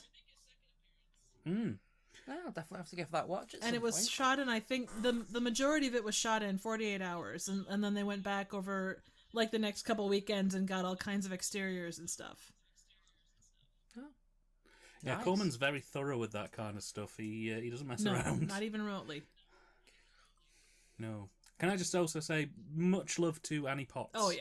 In this. Absolutely. She kicks Really so much brings... ass. Oh, Yeah. Yeah. Oh, I never noticed the little homeless guy on the side of the building there. Oh, shit, yeah. Hey there, little guy. Hey, little buddy. who's a good little homeless guy? Yes, you are. Yes, you are. You want some bread, little buddy? You want a bit of bread? Now it sounds like you're picking on homeless people, Dan. Don't pick on homeless people. Well, we've offended I don't know how many people over the course I was going to say, probably. We've probably offended everyone in pigeon some fuckers, capacity. people who don't like being slimed. We've upset everybody. I think there's at least a small percentage of people who do enjoy being slimed, but you'll read more about them in the New York Public Library. Exactly. He's wearing a colander on his head. That's pretty great. He is. It looks pretty funky. A very easy cosplay. Yes. And more Cheez-Its on the table. Ah, yes. The film was entirely funded on slime, Coke, and Cheez-Its. And just a little bit of Pabst Blue Ribbon. Which, funnily enough, describes my weekend to a T. But is your colander that fancy? Unfortunately, I can't live up to the standards Rick Moranis has set. You know what? I'm very ashamed The best of I you. can manage. I know. I should be punished. Yes. I've been a naughty boy, and I'm going to go and discipline myself thoroughly. Yeah, we're leaving you to Zool. Oh, shit. Okay. But his breath smells like fucking milk bones. God, her nails are fabulous. Oh, wow. Perfection. Ooh, now I want Not a chip in sight. You know, it's crazy. Rick Moranis is kind of like where he went after doing all these movies. He was so well known, and then I think his wife died or she got sick, so he 100% left acting to go take care of her. Oh. Yeah, it was kind of one thing after another because he had a young daughter or a young son or 2 young kids. He had children at some point, is basically what I'm trying to say. And not only did his wife get sick, but he sort of then continued to take the time off to make sure they got to sort of college. That's cool. He only just recently came back. I can't remember what he came back for, though. Yeah, it was. Yeah, I can't remember what it was either, but it was. Yeah, Bless him. Hey, just good people. Rick, don't drink the coffee. Somebody left a goldfish in the percolator.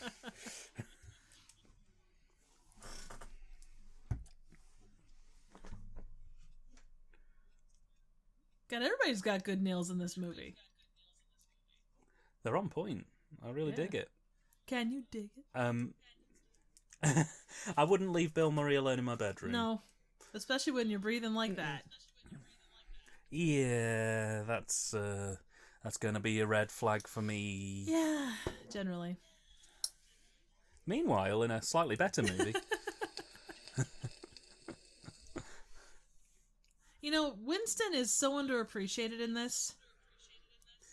Yeah, it's crazy. I mean, worse still, some of the directional choices throughout the film really don't do him any favours either. Like, most of the sort of grand shots, especially in the final act, predominantly focus on Aykroyd, Ramis and Murray, and they kind of leave him out. Right, and it's good to have, like, that fourth person because you normally see teams of 4, but yeah, they do nothing with his character, and I think that's so sad. And they had the opportunity with 2 to do something, but they really didn't. No. Kind of sort of makes you really wonder why, though. Doesn't Absolutely. It? Well, yeah, and is it something distasteful? It's probably a questionable reason. But yeah, I mean, he's done very well for himself after Ghostbusters. Oh, yeah. Good. You know, he really gets a good going on the con circuit. You know, he does photos and autographs. He turns up. He has a variety of jumpsuits that he turns up on every single time. He's full of stories. That's cool. Oh, that's nice. Well, and it could have been a case of, like, it may not have been something bad. It could have been he only had so much time to shoot. Who knows? But yeah, the fact that I would hope that it's not a bad reason. I really would. Right, agreed. I mean, he does have a nice turn up in Ghostbusters Answer the Call, and I think he turns up in Afterlife as well. Yeah, he's got a. From what I understand, without doing spoilers, I think there is a fair amount of him showing up, or he's got a really. They do a good job of paying heed to the character in Afterlife. That's good. Oh, that's Even if nice. it's not showing up like him physically, the character gets some good stuff. Yeah. That's good, at least. At least he's got a decent turn. I suppose I should probably also ask the question. So, Trev, when was the first time you saw Ghostbusters? Oh, God, I think I saw it on TV as a kid. And I remember being scared, like, when the librarian comes on screen. That scared the ever-loving shit out of me because I had this tendency to, like, you know, you get real close to the screen just because, you know, that's what you do as a kid. And it, the librarian goes from normal to, like, super creepy. And I ran out of the room screaming. Yeah. Aww. Poor Trev. Poor Trev. In fairness, for me, I know exactly when it was. My father has questionable choices in regards to the appropriate viewings of children. Careful with that. You want to maybe Okay, let me reword just that. clarify. He doesn't choose the good films in the fact that they are too scary for kids. So, for example, I think I was 7, possibly 8 when I first watched Jaws. I watched Pet Sematary around about the same time. Oh, wow. Yeah, and Ghostbusters comparatively is obviously very tame, but I think I couldn't tell you, I wasn't very old when I watched that, but it was another one that he showed me. I remember watching Terminator when I was... Not Terminator. RoboCop. Like, I saw that when I was super young. Yeah. And to this day, That was another one. oh yeah, no, same. Like my parents are pretty solid about that, but I was at a friend's house and we watched RoboCop. And to this day, anytime I look at like ground beef, all I can think of is RoboCop. Yeah. Do you know, I haven't seen that in ages. Ah, I've got it on the shelf somewhere. We'll have to spin it at some point. Honestly, I swear most of like these commentaries is like other people bringing up films and me going, "Oh yeah, I need to watch that," or "Oh, I haven't seen that in about 10 years." But that's half the fun of it, though, too, is it brings up, like, everyone has such a different movie experience. And honestly, that's a lot of why we're here. I mean, I was looking back, like, I haven't seen Gremlins 2 since I was a kid. And, you know, just there's always those movies that, you know, that's... If you can put someone else onto a movie that you love, whether they're going to enjoy it on the same level that you do or not, it's still an experience. Oh yeah, totally. I mean, I've got to say, where Dan's concerned, I'm always a bit wary when he asks me to watch something. Because the thing is, though, he's shown me some films that I've absolutely loved, you know, and they've become favourites. But then, like, some of them, I'm just like, what on earth were you thinking? What part of your brain thought that there was any of this that I would enjoy? Are you literally just doing this to torture me? Are you that nasty? My rule of thumb is I try and set the bar so low that when I show you something that is actually pretty good, it blows your mind. So, basically, it's just sort of keep me down most of the time. Yes. Just so that every now and again it can be okay. Just keep pounding you with Jaws 3. Oh. And we hope that every so often we can, you know, give you one like Gremlins or something like that.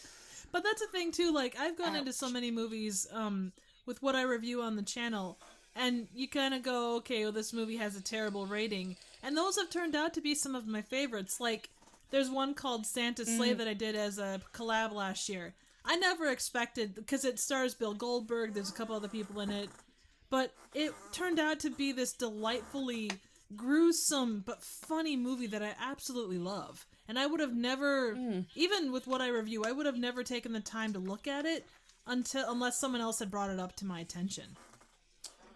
Well, in fairness, it's got to be said, like, obviously, Dan's interested in all of this sort of, like, these bad films, supposedly.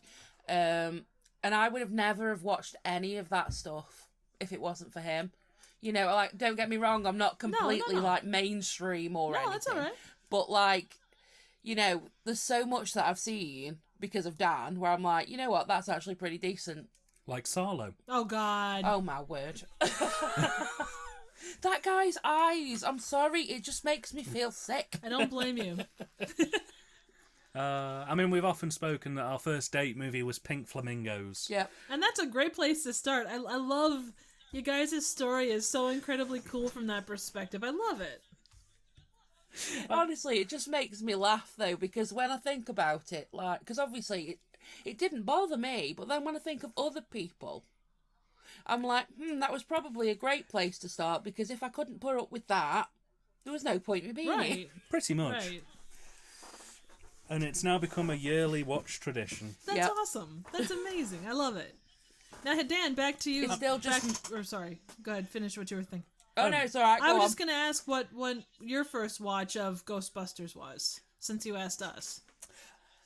So I was on 42nd Street in New York, having just visited the New York Library, and I was looking to find a shady nook to get busy with reading.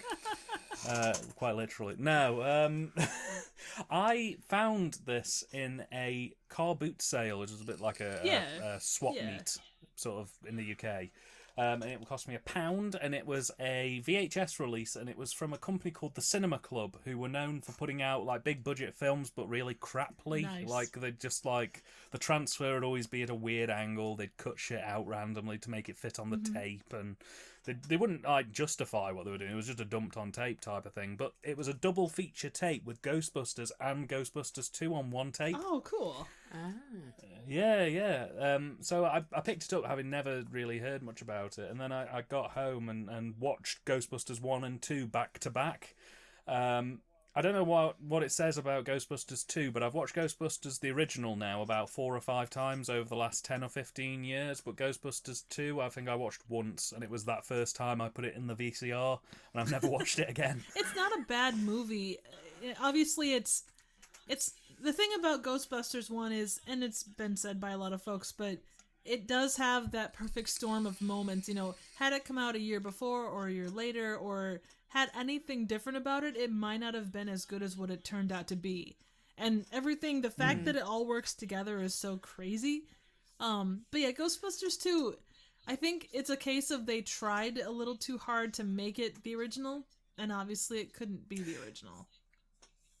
Yeah, and I think it was the Red Letter Media guys who made a good point as well, of saying that for the sequel they kind of shifted away from the more serious elements and made it a bit more comedic. Yeah, it was more aimed towards kids a little bit, right?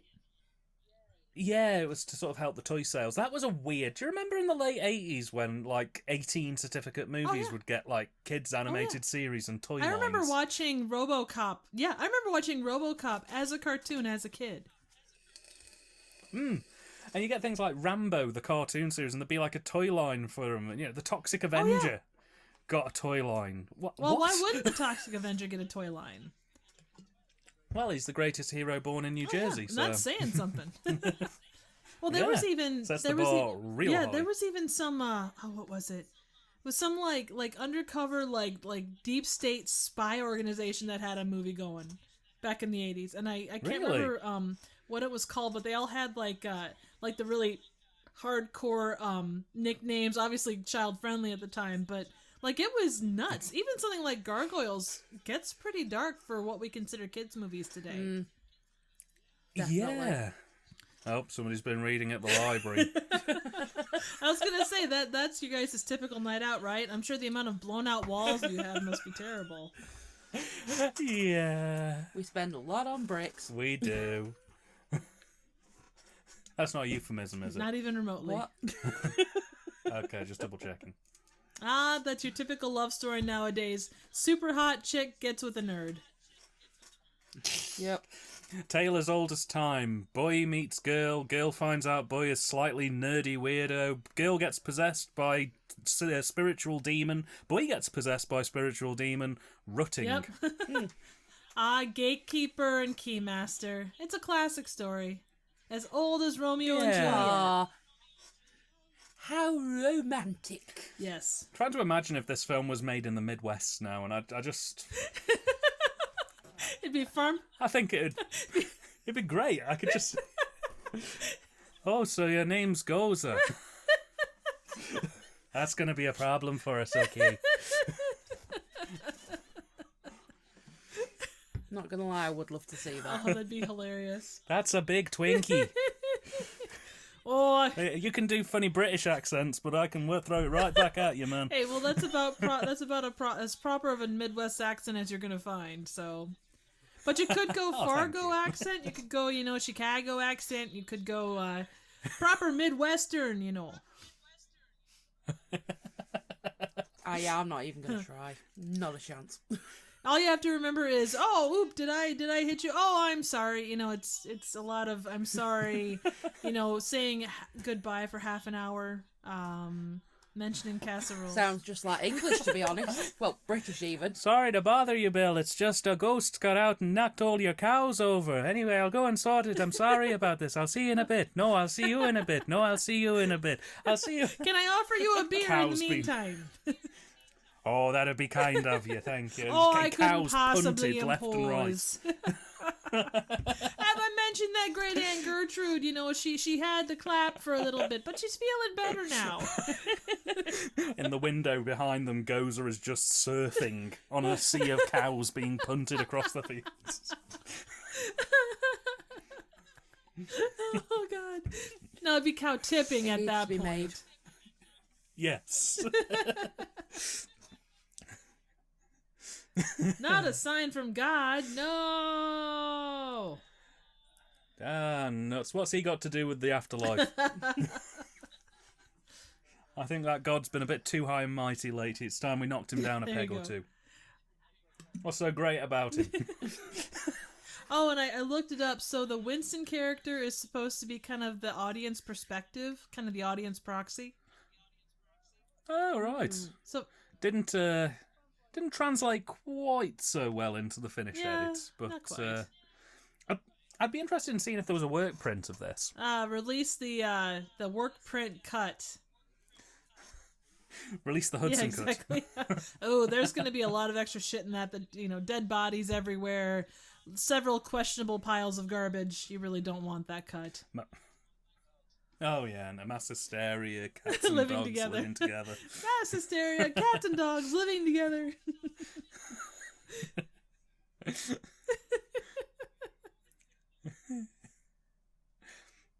Can you imagine Bill Murray, like, if he wasn't, like, Bill fucking Murray? Like, just some random schlubby guy that owns, like, a pawn shop or something? He just works at the post office. You just go up to him and he gives you that look. International or internal delivery. Oh, joy. Like, you think... I'll be 42.50. Like, you think of any of these guys in normal life. Like, I just imagine Sean Connery just being, like... I don't know, like a candy shop owner or something, and he's like, "Would you like some candy? Hello." Would you like to try a milk dud? What about a Charleston chew? They're very good. Oh, he's so sexy. I'll take you to the candy shop. Oh, his accent gets me every time. Oh my god, like I must lay him tomorrow. Hopefully he brings the pixie sticks or something. The horniest candy shop in all of the Midwest. Why is Sean Connery in a Midwestern candy shop? Don't know. Why not? Well, he came there because all the candy shops in Scotland were already full. Exactly, there weren't any in the rest of the UK. The truth of the matter straight is, to America. the truth of the matter is, I just can't resist those Reese's Pieces, Reese's Pieces, the little smarty things. The little nutty schmuck. You know, say what you Peanutty will, schmatty. but British candy tends to be a shit ton better than most American stuff.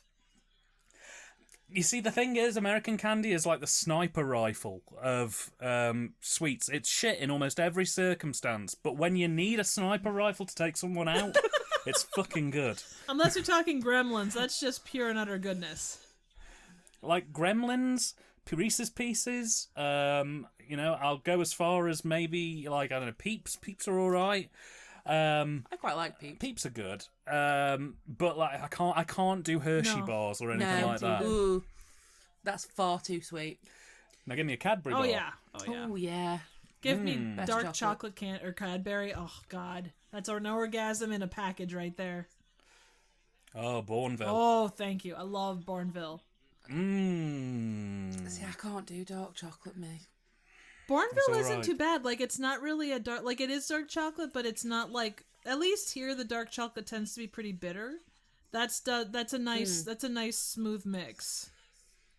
Yeah, so it's sort of bit of a middle ground. Well, Laura, I don't want to say that you've distanced yourself from me and Trev during this commentary, but you've basically said that things were shit and you don't like dark chocolate, which is like... Sorry, should I just leave? You might as well kick Trev in the balls, I let's mean, be honest. true, but I can handle it. I am wearing a cup for just such an occasion.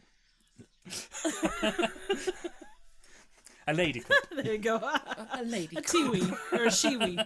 Yes. Oh, God. Why are there so many nuns at this location? There seems like there's a lot of nuns. It was because they were filming the next Monty Python film just across the road. That makes sense. Hey, look, the streets... It'll be a John Cleese, Michael Oh, Palin. there you go. I was just going to say, the streets are full of peanut butter. Oh, delicious. Save some for me. Those... The biggest peanut butter cups this side of the Dan, county. do not go licking the streets. They do not taste like chocolate. Too late. Well, shit. I'm going to get botulism. It was nice knowing you, ladies. Rest of the commentary is going to take place in the bathroom. It's all right, I'll lay a cable. That's an essence of asphalt with just a touch of rat droppings? Perhaps a banana? I'm getting... Do I detect the hint of urine? I think I smell a dead fella.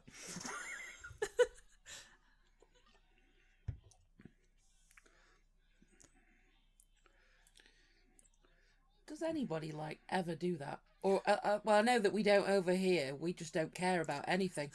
Like, if that was set in this country, literally everybody would just sort of look at them and just be like, all right. No, I'll tell you what people over here would do. The Ghostbusters would get up, run into the building, and you'd just get one wanker who'd go, oh, mate, you foot the road up. Yeah. It's going to take you 3 months to fix that. To be honest, it would just be, oh, for fuck's sake. Yeah. What have you Now done? I've got to take the long way round. It's 5 minutes go on this road to get to my parents' house. It's going to take me 40 minutes now, Bell End. Yeah, literally.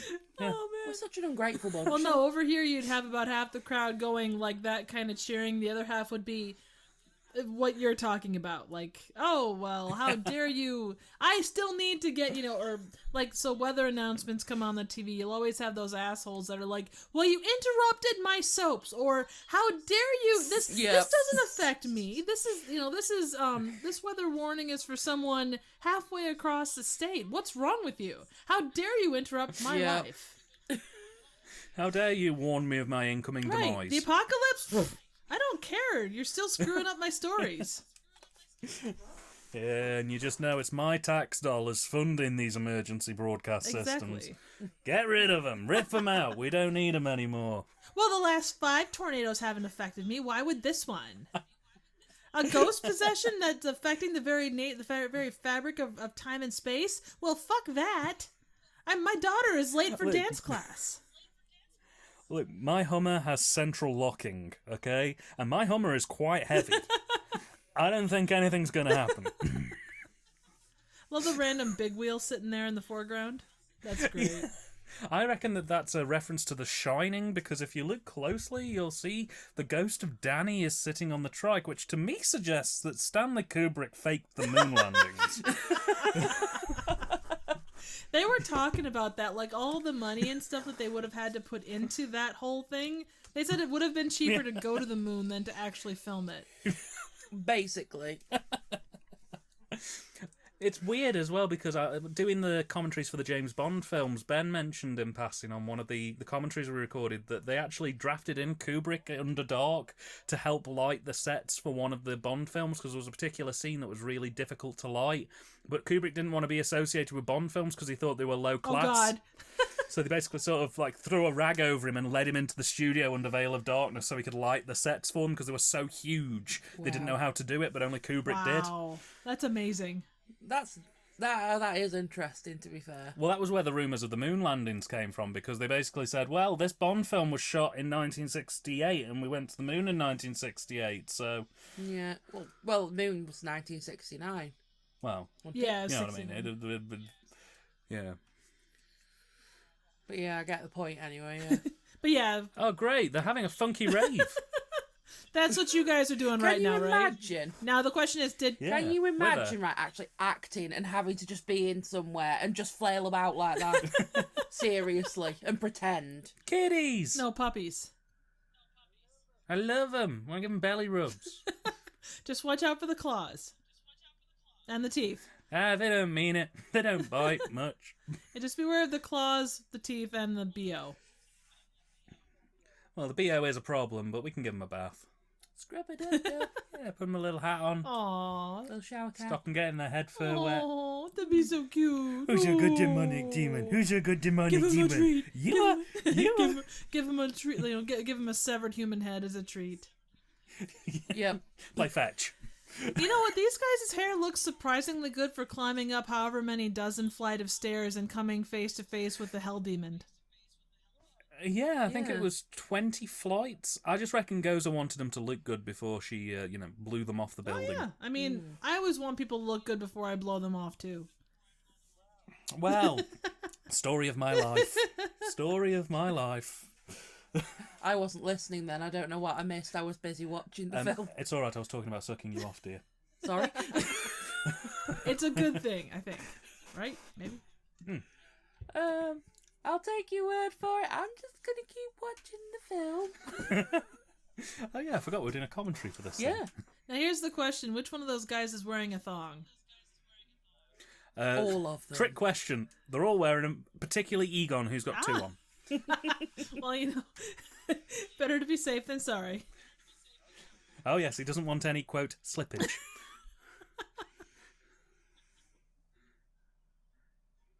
Well, sometimes on weekends. You know, I didn't expect that the demon would be so damn sparkly. I know, glitter-tastic. Talk about glam. Like of all the, I mean, she sort of like sort of looks like David Bowie, but like it's such an odd costume to put in a demon in. Like, I wonder what the inspiration for that costume was. That's a good point, actually. I'm gonna say cleaning dishes because it looks like soap suds. There you go. Ooh, cleaning the dish is so demonic. Yes.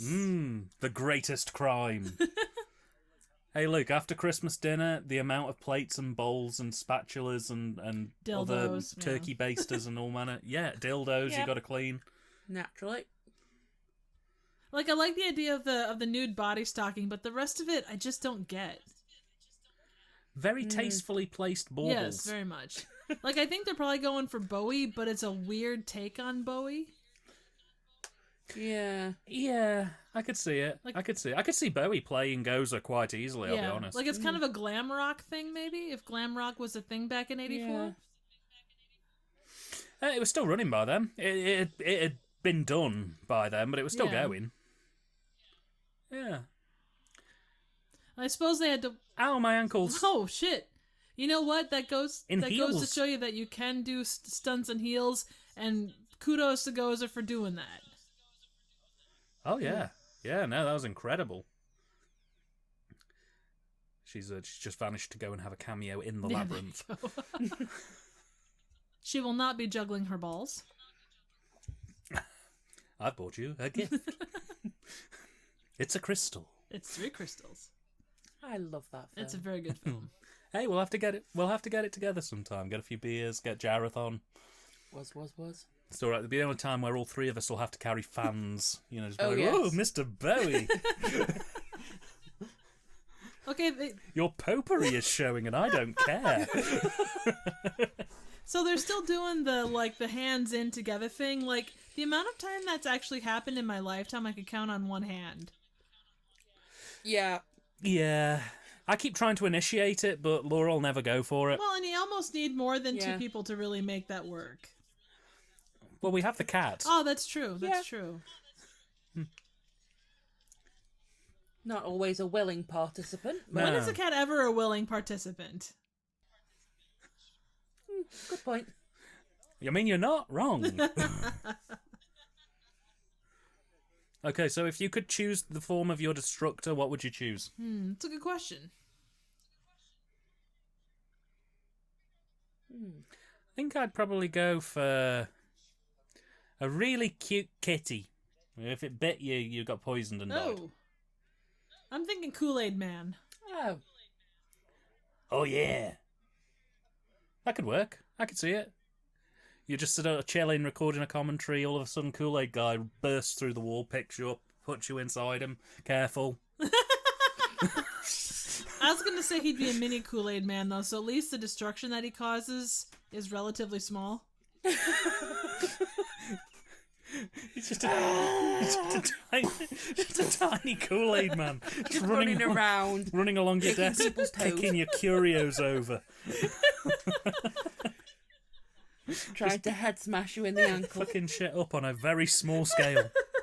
He's like, oh yeah! God. Or, Oh yeah! As he kicks like a thimble over. exactly. I just leave him to Banshee. I think Banshee'd probably take care of him. It takes him 4 years to destroy one room of your apartment. Yeah, I saw the models that they used for this set of scenes. It's actually pretty incredible. Yeah, Really? the detail work was pretty amazing. See, I just assumed it was a big suit. Well, it was, but the downtown and stuff, when they do shots from above. Oh, yeah. Oh, shit. I mean, in fairness, the Stay Puft Marshmallow Man and the stuff would probably get on quite well. Oh I yeah, reckon. well they're essentially 2 sides of the same coin. Or maybe the Stay Puft Marshmallow Man is like the stuff in a different universe. In fairness, he is giving me real me vibes. Oh yeah.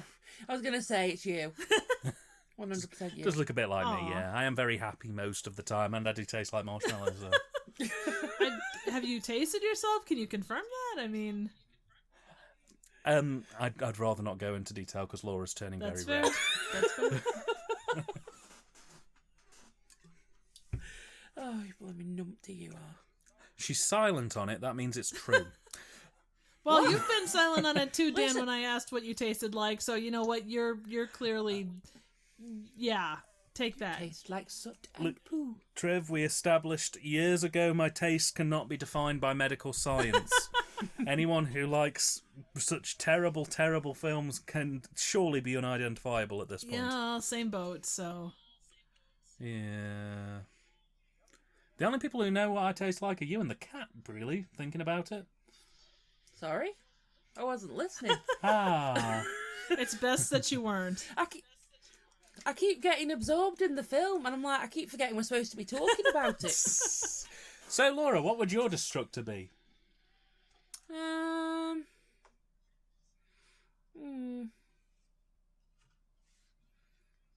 I don't know. What do you think? Kitty. Yeah, but you're a kitty. Gingerbread man. Why? Banana. Banana. Yeah, I could have like a. Yeah. Sentient banana or just a banana? No, just a banana. Just a Or banana. piece I was of gonna say bread. like the banana. What is it? Bananas in pajamas? Oh. Oh, yeah, they're coming down in pairs. Ah. No, bananas, No. not pears.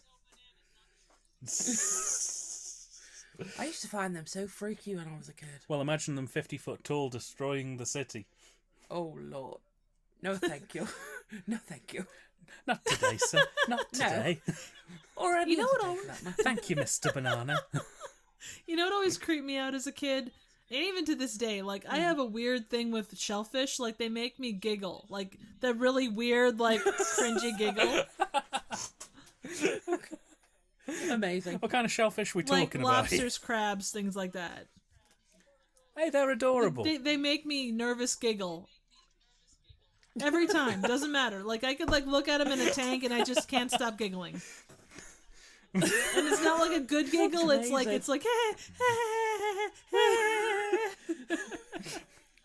Not gonna lie, I would love to see that.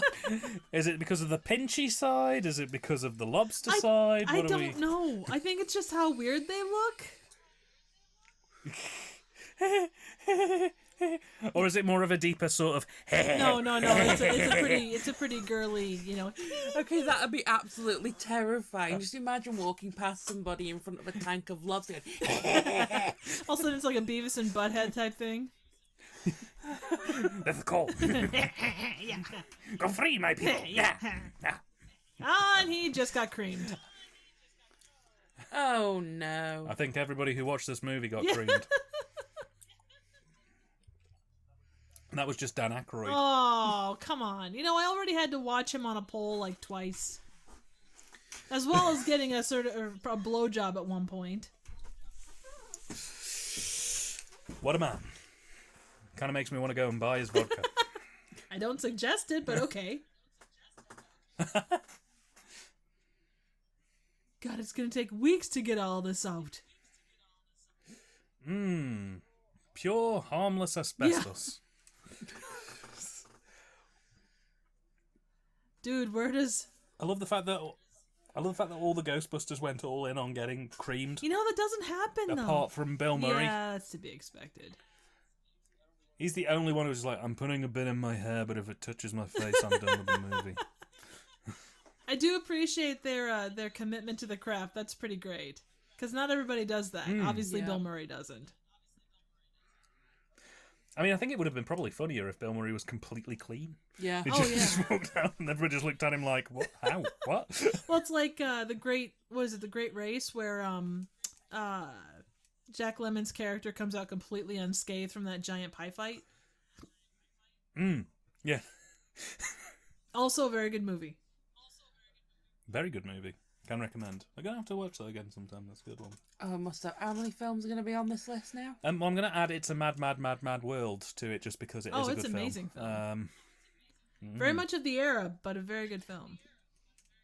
I cannot comment. I have literally no idea what that is. I always love the Simpsons parody of that, where they've got what's-his-face driving in the stream going, "What's the matter with you, kid? You told me the stream was shallow. I'm gonna...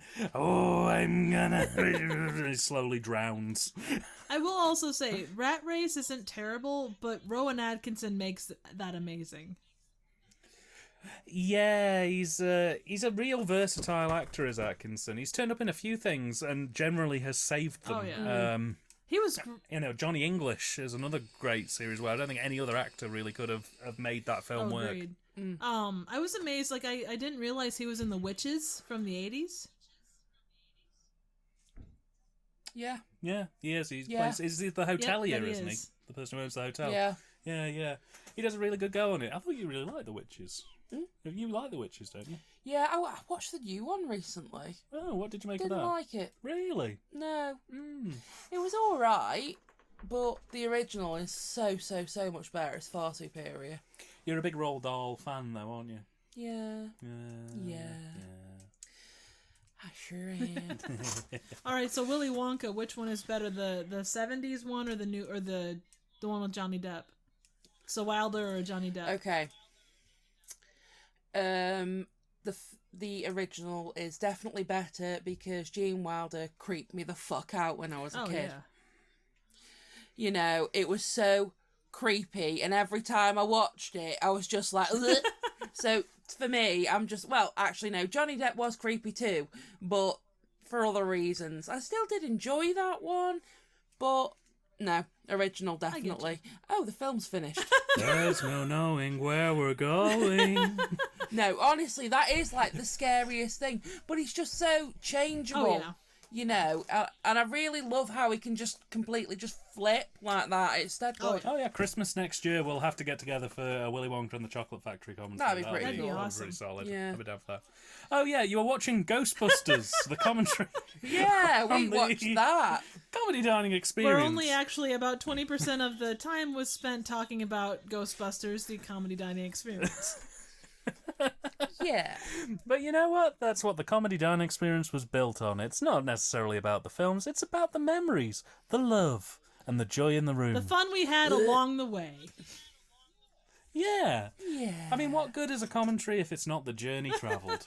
Ooh, dibs on that chair. I want it. That's a quality item. You could fumigate that. Oh, yeah. Yeah, they leave the proton packs behind and some guys come up and, like, steal them. It's just typical New Yeah, York. totally. I love that the army turned up. That's the But second only like one, 3 yeah. of them. Oh, and there's a bunch of priests going, you know what, you guys are okay. You know, ghosts, yeah, we believe in them now. Afterlife, fuck it. Yep, Ghostbusters are great. Love you. Well, they took out the big ghosts, but what about all the other ghosts that escaped from the containment? And what are the after effects of all that radiation being leaked out? And hang on a minute. Is the Holy Ghost a good ghost or a bad ghost? Should we be busting him, or are we okay to let him go? That's a good question. And who's selling merch right after the These are damn thing things is that going keep me down? awake at night. I think this end credit sequence would have really worked by having a like a Bill and Ted style newspaper articles floating in explaining what happened in the future of the Ghostbusters. I think that would be helpful. So, you know, like, yeah, Venkman wins Nobel Prize. Egon goes to Mars. Well, we know what happens in the future. Ghostbusters 2, which is Exactly. essentially a recutting of Ghostbusters 1. With Super Nintendo references. Basically, yes. And a very, very fancy Statue of Liberty. Very fancy. The fanciest. Ooh. So, that was Ghostbusters. Triv, what did you think? I mean, it is once and always Ghostbusters. You know, if you can't end up being creamed by this movie, then there is something fundamentally wrong with you. Agreed. Completely agreed. A classic film that's fun for all the family, and it's Ghostbusters. You know, I mean, you can get together with good friends and just sit and talk about sliming out the window as much as you like with people. Yeah. I think that's just you. Oh. Well, I'm depressed now. Laura, what did you think of Ghostbusters? Well, see, this is the thing, though, for us. Like, obviously, we're like, well, you know, Ghostbusters. It's Ghostbusters. But for somebody that hasn't seen it, perhaps, still a very good film. Enjoyable. I mean, to be honest, it's one of them where, like, for me with films, it's whether they sort of stand the test of time or not. You know, because some of them at the time are great, but they just don't last. And to me, I could watch this again and again. And I can see myself watching it again in 30, 40 years. Absolutely. Oh, yeah. I think it's a film that's aged quite well. Given that a lot of 80s films tend to be very new wave, I think is probably the best way to describe it. You know, like pastel neon lights and heavy synth soundtracks. Whilst this is quintessentially 80s, it's aged finer than some other 80s efforts of this time. And it's probably to some extent randomly, because, like, obviously they didn't go into this movie looking ahead 30 years and saying, well, we want to make sure that this movie is good in, you know, almost 40 years' time. But they still did a good job of, you know, it was funny then. The jokes are good across the board for the most part, and the effects work for the most part. I mean, obviously they're not what they are now, but they do a good job across the board, so yeah. Plus it's Ghosts. Yeah, absolutely. Ghosts will never not be funny. And who doesn't love Ghosts? Exactly. Oh, yeah. Ghosts definitely win. And I think as well, it's surprising how, again, you know, we mentioned earlier on that how adult films kind of transitioned into kids' toys and kids' lines. I mean, when they made this film, they didn't have, like, a Ghostbusters cartoon TV series and a toy line and a full merch range in mind. They were just making a schlubby comedy. Right. Yeah.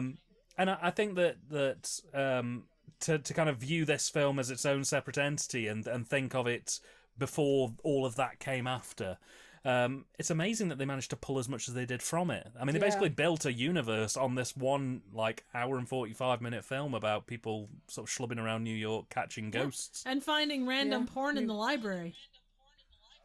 Oh, the porn. Everybody Good loves old the porn. New York Library. Yes. Good old New York Library. Serving the needs of the people since... way back. 3 minutes ago. 4 minutes if you're lucky. Oh, dear. Well, yeah, 3 minutes if you're lucky. Well, with my feet.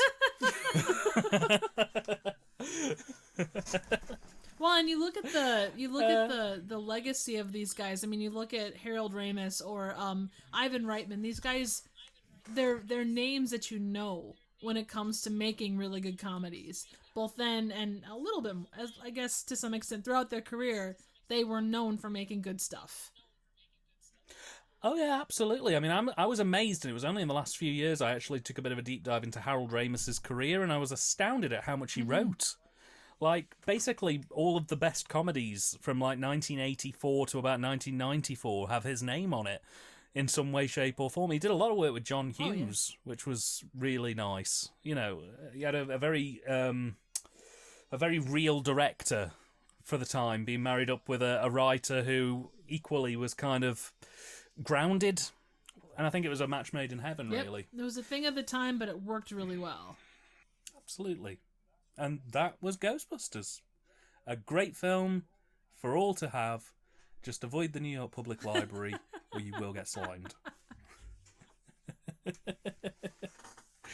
So, Trev, thank you so much for joining us today. It's been fantastic. But let's say that there are people out there who are deceased or dying. If they have a few moments left, where could they find you? If your life's ambition is to check out a virtual theater that serves up some random obscure and straight up films, well, you can check me out at Trivial Theater on YouTube. I do all kinds of random and obscure movies, as well as some favorites as well. You can also find me on Twitter at trivia_chick.